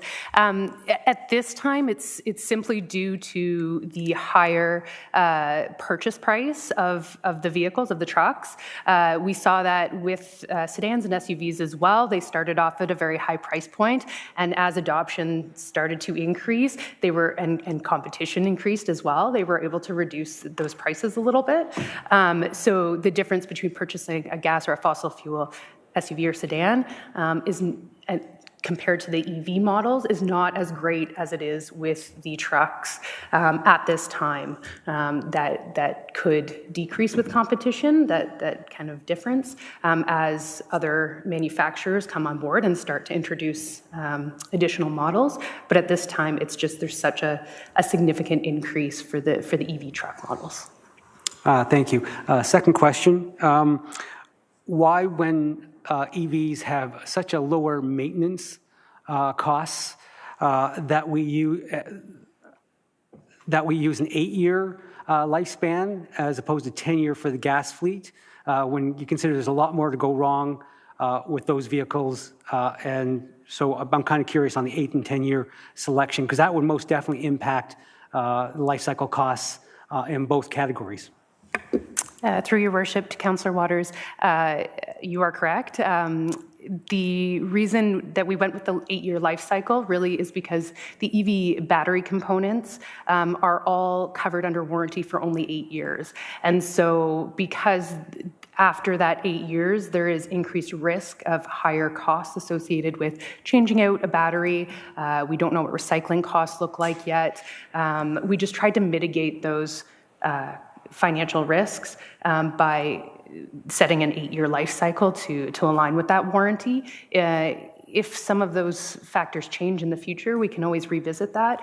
But at this time, we just wanted to be safe rather than sorry, if you will. Okay, thank you very much. So you provided some information I didn't have. I always thought the warranties on the batteries were 10 years. I thought Tesla was 10 years. So if it's 8 years, I understand your rationale then. So thank you very much, and great to see the report come through and to see that there's a transition going to be happening and sustainability is happening in Innisfil. Thank you. Thank you very much. Much appreciated. Any other questions or comments on this report? We need a seconder, Councillor Waters. So Councillor Drodge, thank you very much. All in favor? That is carried. Thank you, Katie. Thank you, Mr. Seed. You've got some plows on the road tonight, so we're all going to get home safe. Thank you. Thank you so much, sir. All right. The next item, is the RISE recommendation. Okay. Moved by Deputy Mayor Fowler, seconded by Councillor Saunders. All those in favor? That is carried. And consideration of adoption of any items that we didn't pull. Or I'm sorry, this is consideration of the recommendations from Committee of the Whole. And that is moved by somebody, Councillor Constantine and Councillor Ices. All those in favor? That's carried. And next we have, we have the motion from Councillor Waters on the Bradford bypass. Councillor Waters, do you have a seconder? Councillor Richardson, want to make any comments, Councillor Waters?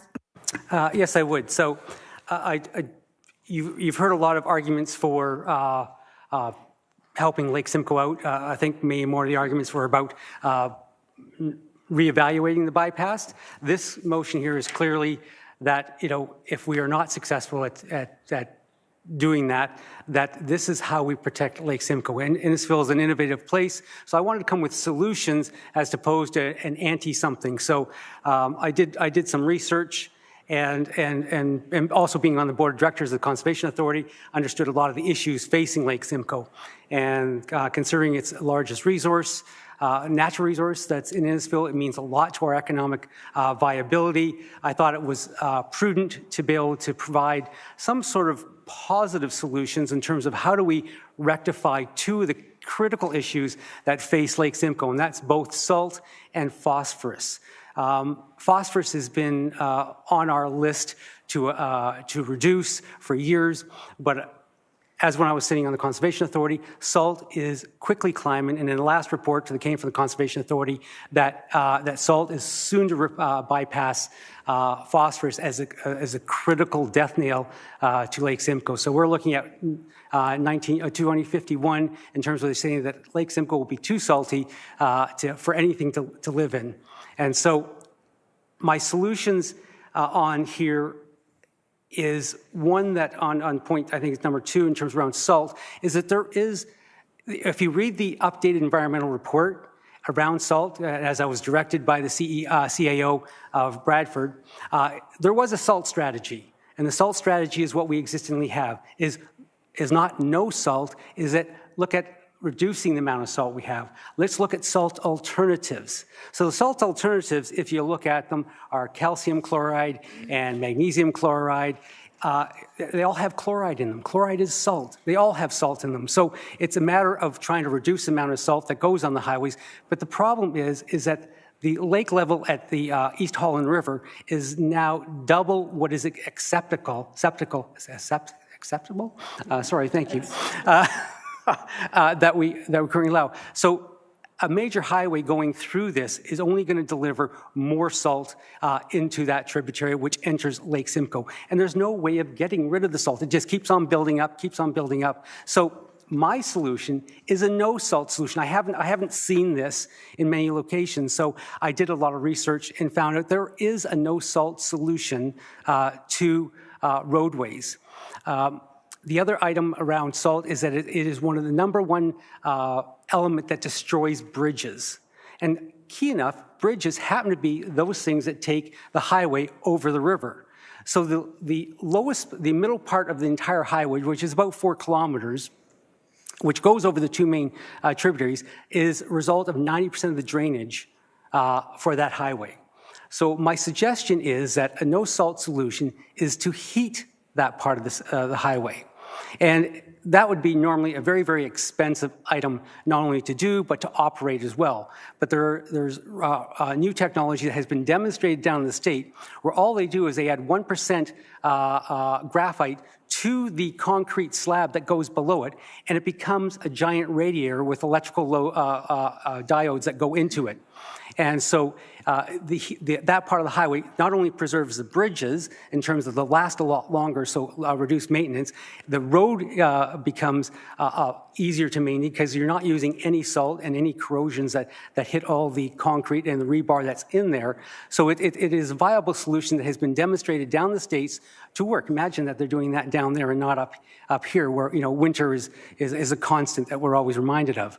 So I'm asking that we, for the health of Lake Simcoe, that we ask the province, both the Ministry of Transportation and the Ministry of Environment, to take a serious look at this. Make this the first highway in all of Canada that is heated.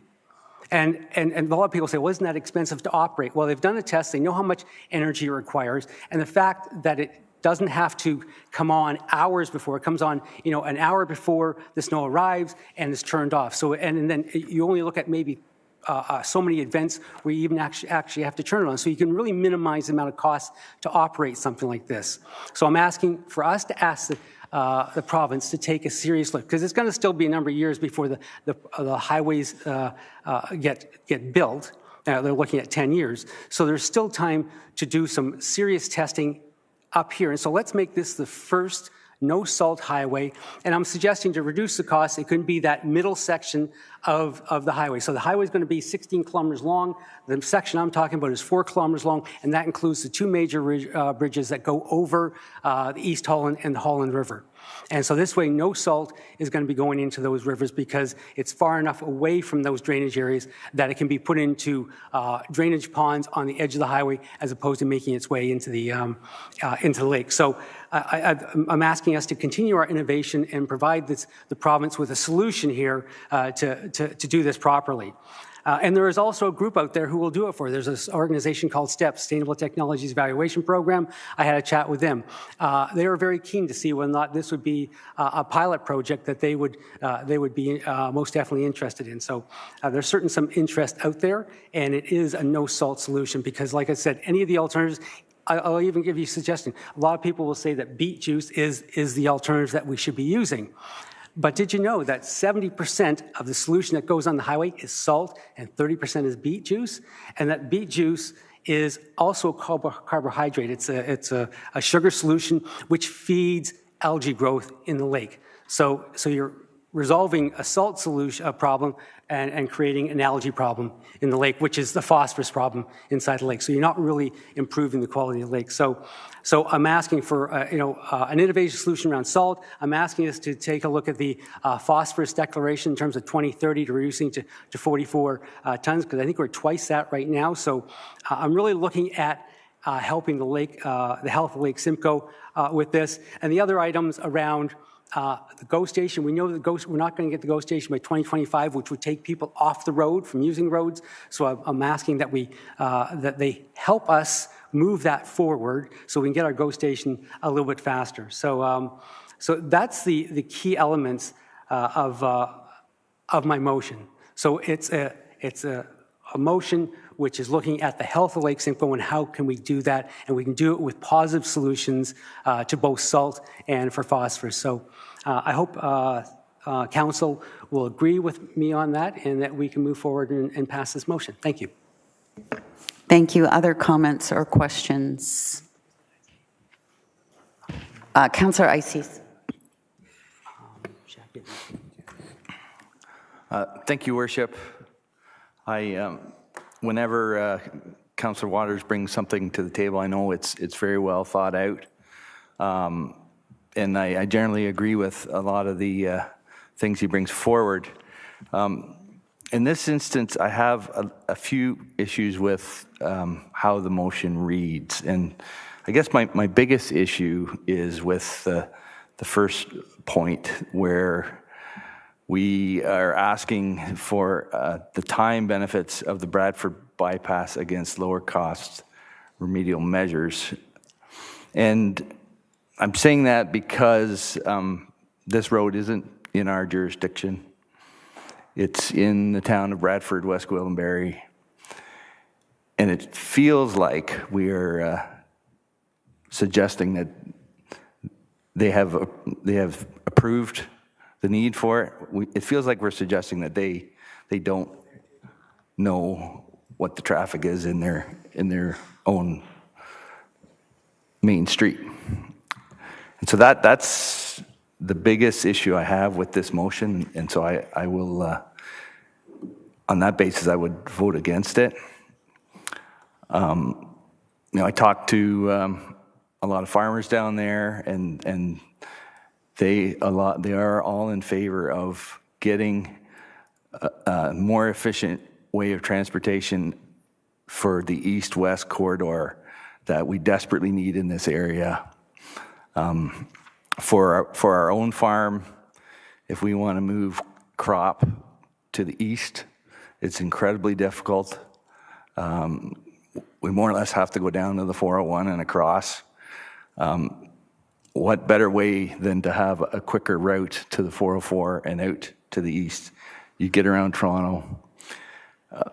So that, to me, is the biggest contention I have with this motion. And I hope that perhaps Councillor Water would amend it on that point, but that for that reason, I would vote against this. Anyone else have any comments or questions? Councillor Zanella. Thank you, Your Worship. The biggest problem I have with this is why are we asking for this? I feel like this is a Bradford, I know it's Lake Simcoe and it's all of our problem, but I think that Bradford should be the ones that should be putting forward this motion. So is there a way that we can talk to Bradford to see if they would be interested in doing some of the stuff that is here, like the no salt issue, bringing that forward to the ministry, because it's their jurisdiction. I don't think I would like it if Barry passed a motion about something about Innisfil Beach Road. It just doesn't sit well with me. Each community we have our own problems to deal with anyways, but I can't support something that is not, that Bradford bypass is not in my jurisdiction, and I think that I just don't think it's up to me to make that motion. Thank you. Councillor Constantine? I am not in favor of this motion, and I will explain why. In 1997, Ontario Minister of Transportation completed a road planning study for the Bradford bypass. In 2002, subsequent enterprise architectural plan was recommended and were approved. That is like 26 and 21 years ago. Over that time, numerous studies, because I went and do some research for myself. Over that time, numerous studies have been updated and have been done. The latest one was on July 13, 23. The updated draft impact assessment report was made available for review on the project website. And I am pleased with their due diligence in regard to the Lake Simcoe. The bypass and GO station are welcomed by the majority of residents in Ward 2. Thank you. Councillor Drodge? Well, this is just a point of clarification. Councillor Waters, you're not against the bypass, are you?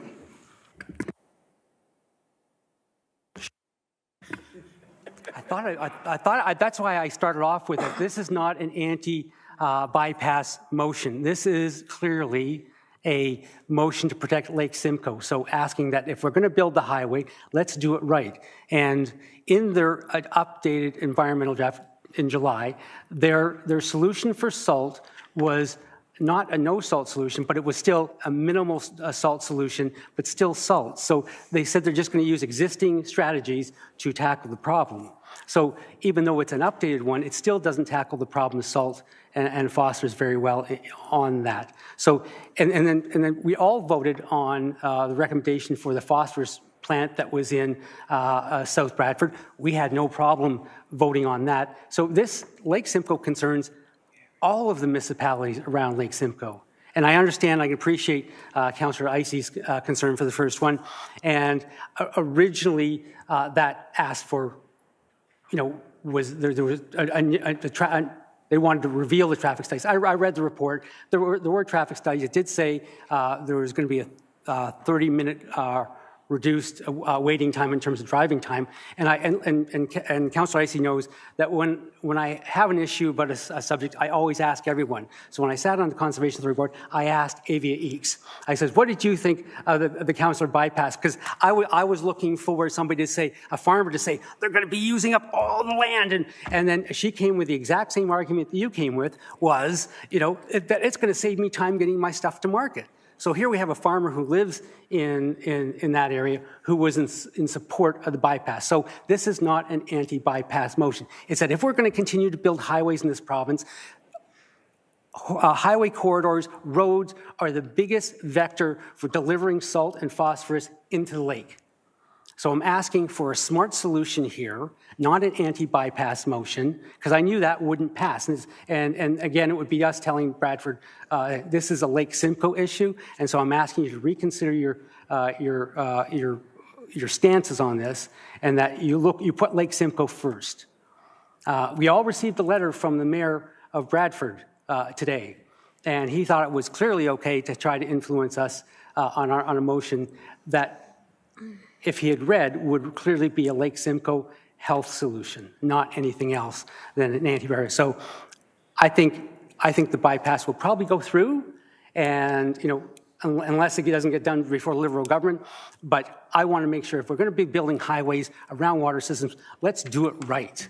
Let's put some money into that and do it right. So no, this is not an anti-bypass motion. It's clearly a Lake Simcoe motion.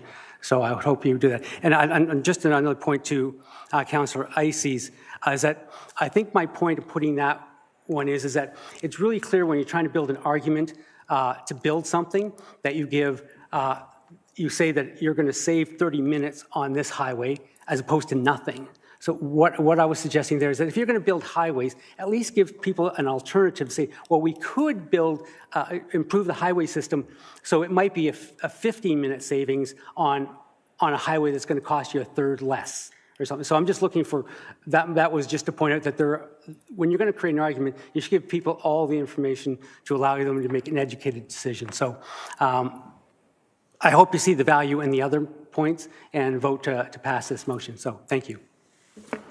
Deputy Mayor Fowler. Thank you, Worship. I'm reading this and I can see a lot of the logic behind Councillor Waters' requests.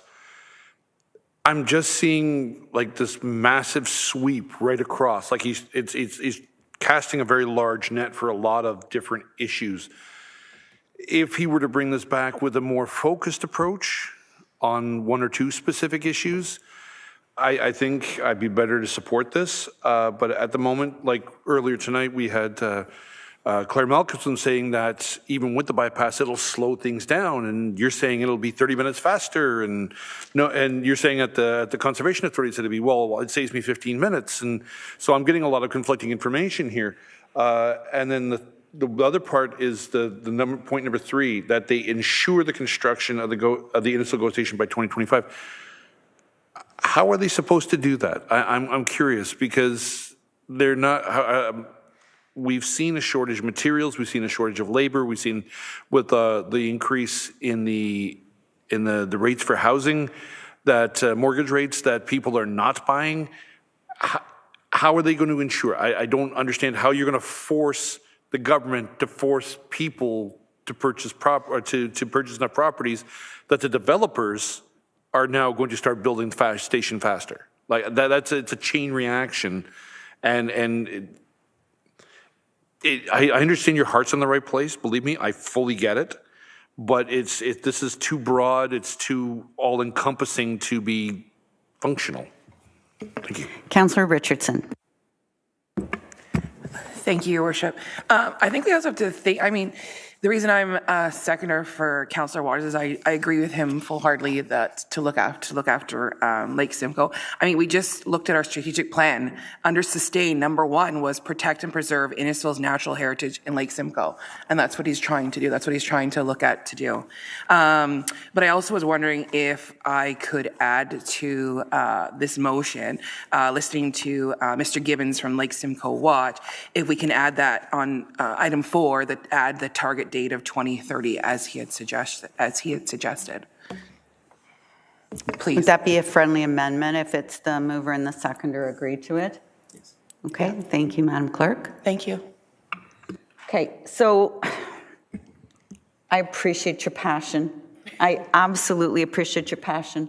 I know how much all of us care about the lake, but I also really care about Innisfil, and we have to stay in our lane. So if we start,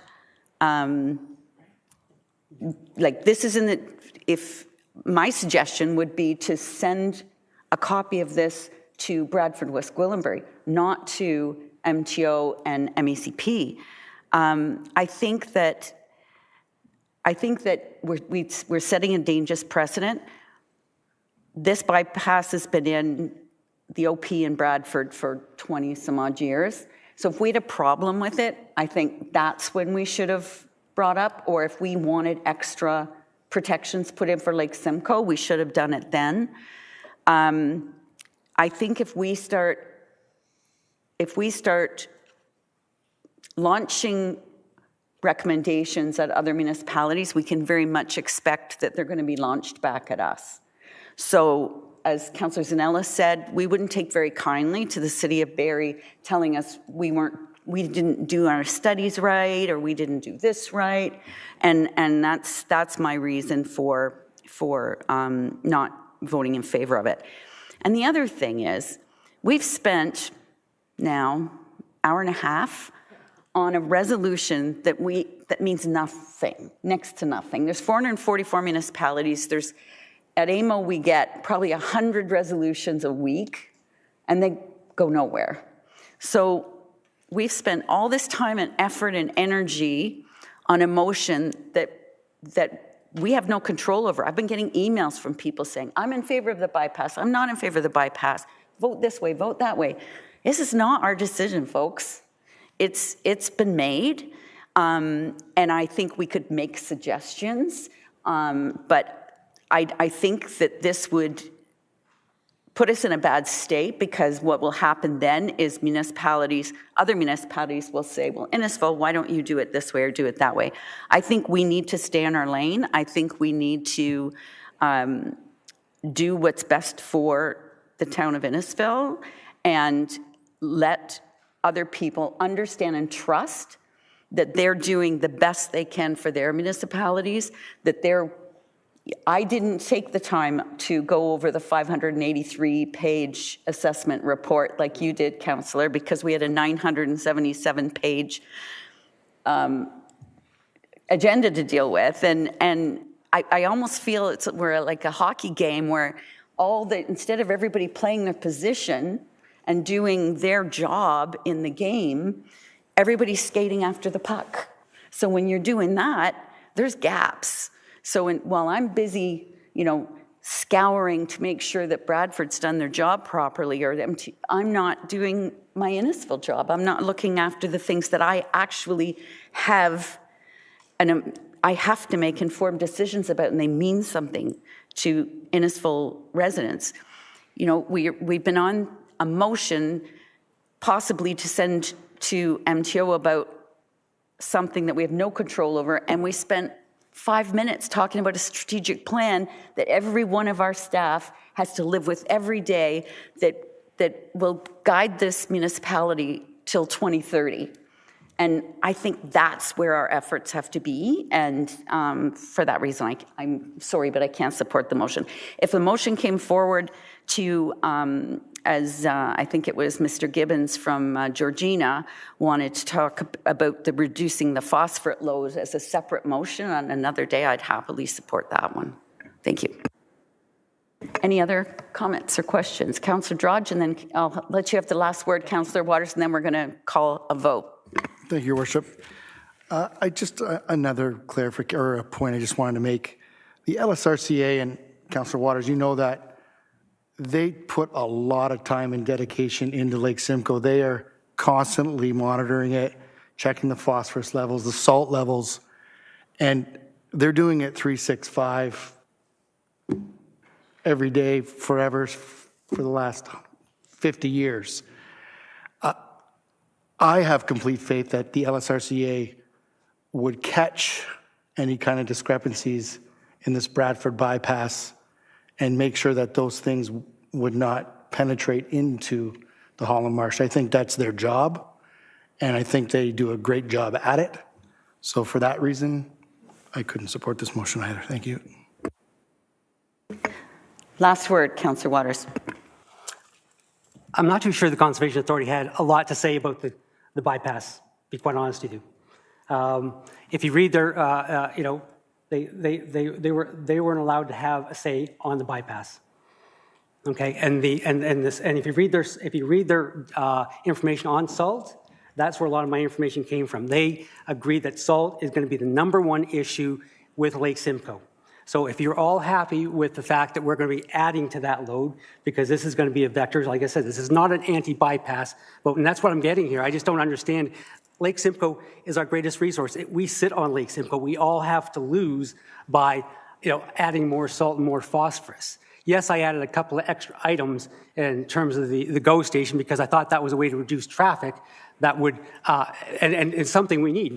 We all wanted the GO station by 2025, but because of the process the government set up, we're not going to get that because now it's going to be based on sales and not the fact that we need a GO station.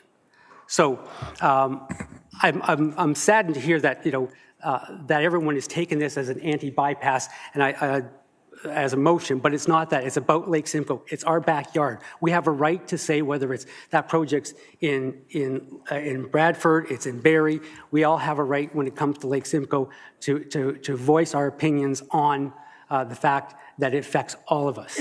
So if you're all happy with the fact that we're going to be adding a greater load of salt to Lake Simcoe and in hastening the death of Lake Simcoe, by all means, vote for keeping our nose in the lane. So I will end there, and I'll let the motion go to council and see how it falls. Thank you. I just have to add. I know I said I'd let you have the last word, but I am the chair of the Source Water Protection Committee, and salt is on every agenda. And the issue around salt isn't from roads and road maintenance. It's from the Walmart parking lots, from our own maintenance crews out here. It's not as smart about salt policy, and we're after Minister Downey about joint and several liability, because the reason people put so much salt down is because they're afraid of getting sued.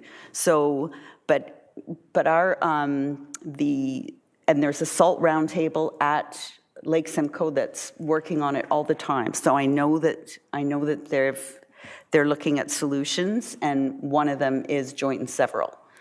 And with that, we'll call the vote. All those in favor of the motion? Those opposed?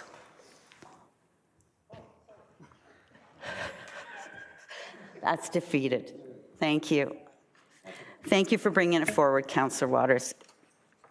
Next is another notice of motion that was brought forward, and I would ask for a seconder on this one, Councillor Saunders. Thank you. It speaks for itself. Islamophobia and anti-Semitism is a growing concern in all of our communities.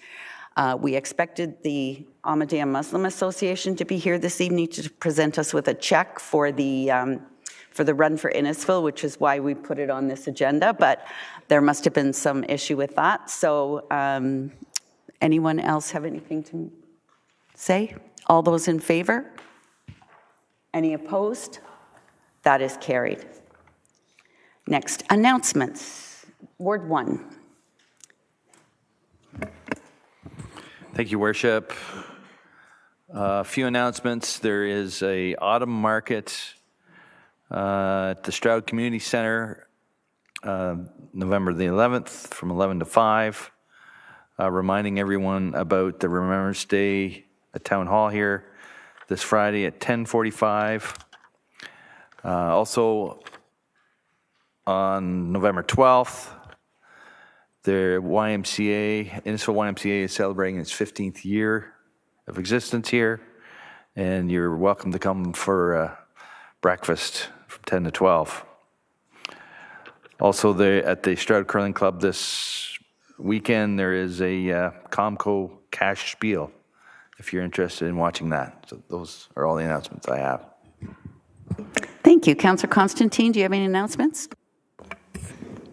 There will be teen darts at the Legion, 1017 Robinson Street in the Bel Air area. And it's free to get in. All you're asking for is a donation to the Innisfil Food Bank. And the ages, it's from 12:30 to 3, and the age is 13 and up. Thank you. Ward 3. Thank you. Tomorrow from 6 till 7, we have Corporal Eugene Clifford will be there at the Innisfil ID11 Library for a presentation. On November the 12th at the Moon Cafe, they are doing a paint and pint night. On November the 16th at the Innisfil ID11 Library, there is a game night, drop-in for everyone to attend.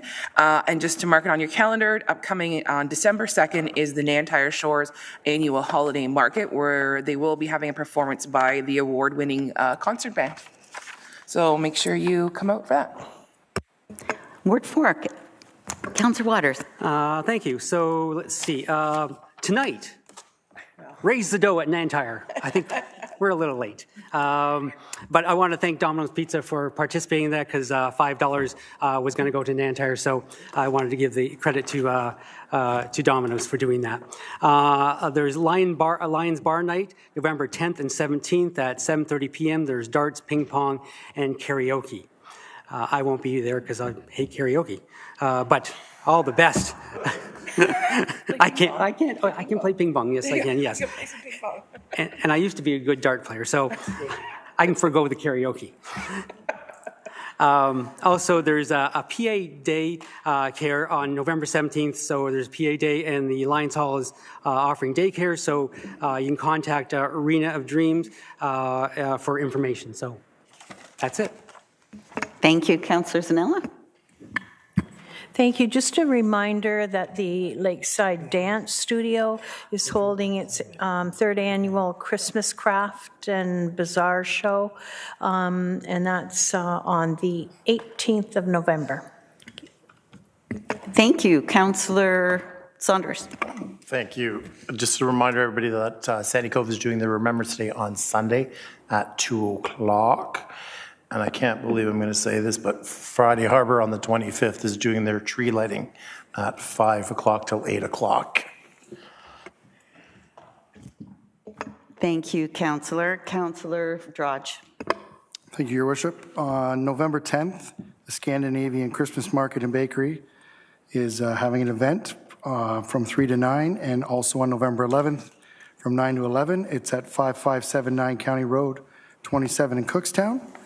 November 11th, Diwali in Innisfil is putting off an event at the Churchill Community Center on Saturday. And November 23rd, there's a grand reopening in Cookstown Foodland, and I think that takes place at 9 a.m. And on a sad note, last Friday, we unfortunately had a fire at the Harbor House restaurant. Everybody was okay, but it is closed indefinitely. Thank you. Thank you, Deputy Mayor. Thank you, Your Worship.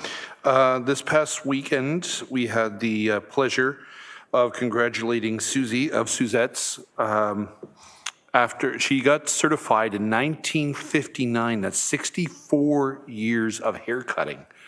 I can't imagine having that many people in and out of a business in a chair, let alone that long. So we wish her nothing but the best. Well deserved. And on November 11th, I will be attending the City of Barrie's Remembrance Day at their town hall. And I look forward to doing Innisfil proud. Thank you. Thank you, everyone. Just a couple more to add. On October the 27th, I attended Barrie Legion 147 along with other mayors in Simcoe County for the Poppy launch, which MP John Brassard hosts every year. The 170th anniversary of St. Peter's Anglican Church was held, and also attended a celebration of life for Mr. Roy Bridge, just shy of his 92nd birthday. Really well attended. The wheel was full, and there was a lot of staff from Innisfil there, along with former staff from Innisfil and former members of council to be with the family. On October the 30th, I was invited to Casino Rama, where they were acknowledging the Williams Treaty Centennial. All 7 chiefs of the First Nation were there, and it was really an interesting day. I feel now like I actually understand the Williams Treaty and the issues surrounding it. So it was really enlightening for me. Along with several members of council, AMO hosted a energy symposium over 2 days. I only made the second day, but I was honored to chair that energy symposium, and I think everybody who went got a lot out of that conference. And I want to thank Jennifer Richardson for her, once again, hosting her Halloween event this year. So much work. I don't know where you find the time. You must not sleep. And also a big thank you to Marge Mossman. I've got to send her a letter. She did the pumpkin walk this year, and it was just fabulous. I was selling poppies last Saturday, and a lady stopped to tell me it was her absolutely favorite event that Innisfil does, so I have to make sure Marge hears that. And besides the Sandy Cove Remembrance Day service, there's also one here at Town Hall on Friday at 11 o'clock, so that we could also attend the Legions, which was Saturday at 11 o'clock. So we look forward to all those events. Anything for the good of the corporation, Mr. Gershow? Seeing nothing then, we'll go to the confirming bylaw, and that's moved by Deputy Mayor Fowler and seconded by Councillor Ices. All those in favor? That's carried. And adjournment. is moved by Councillor Richardson, seconded by Councillor Drudge, that we adjourn at 9:37 p.m. I really didn't think we were going to get out this early. No, exactly. So, all in favor? That's carried. Thanks, everyone. Thanks for staff, and please, safe travels home, everybody.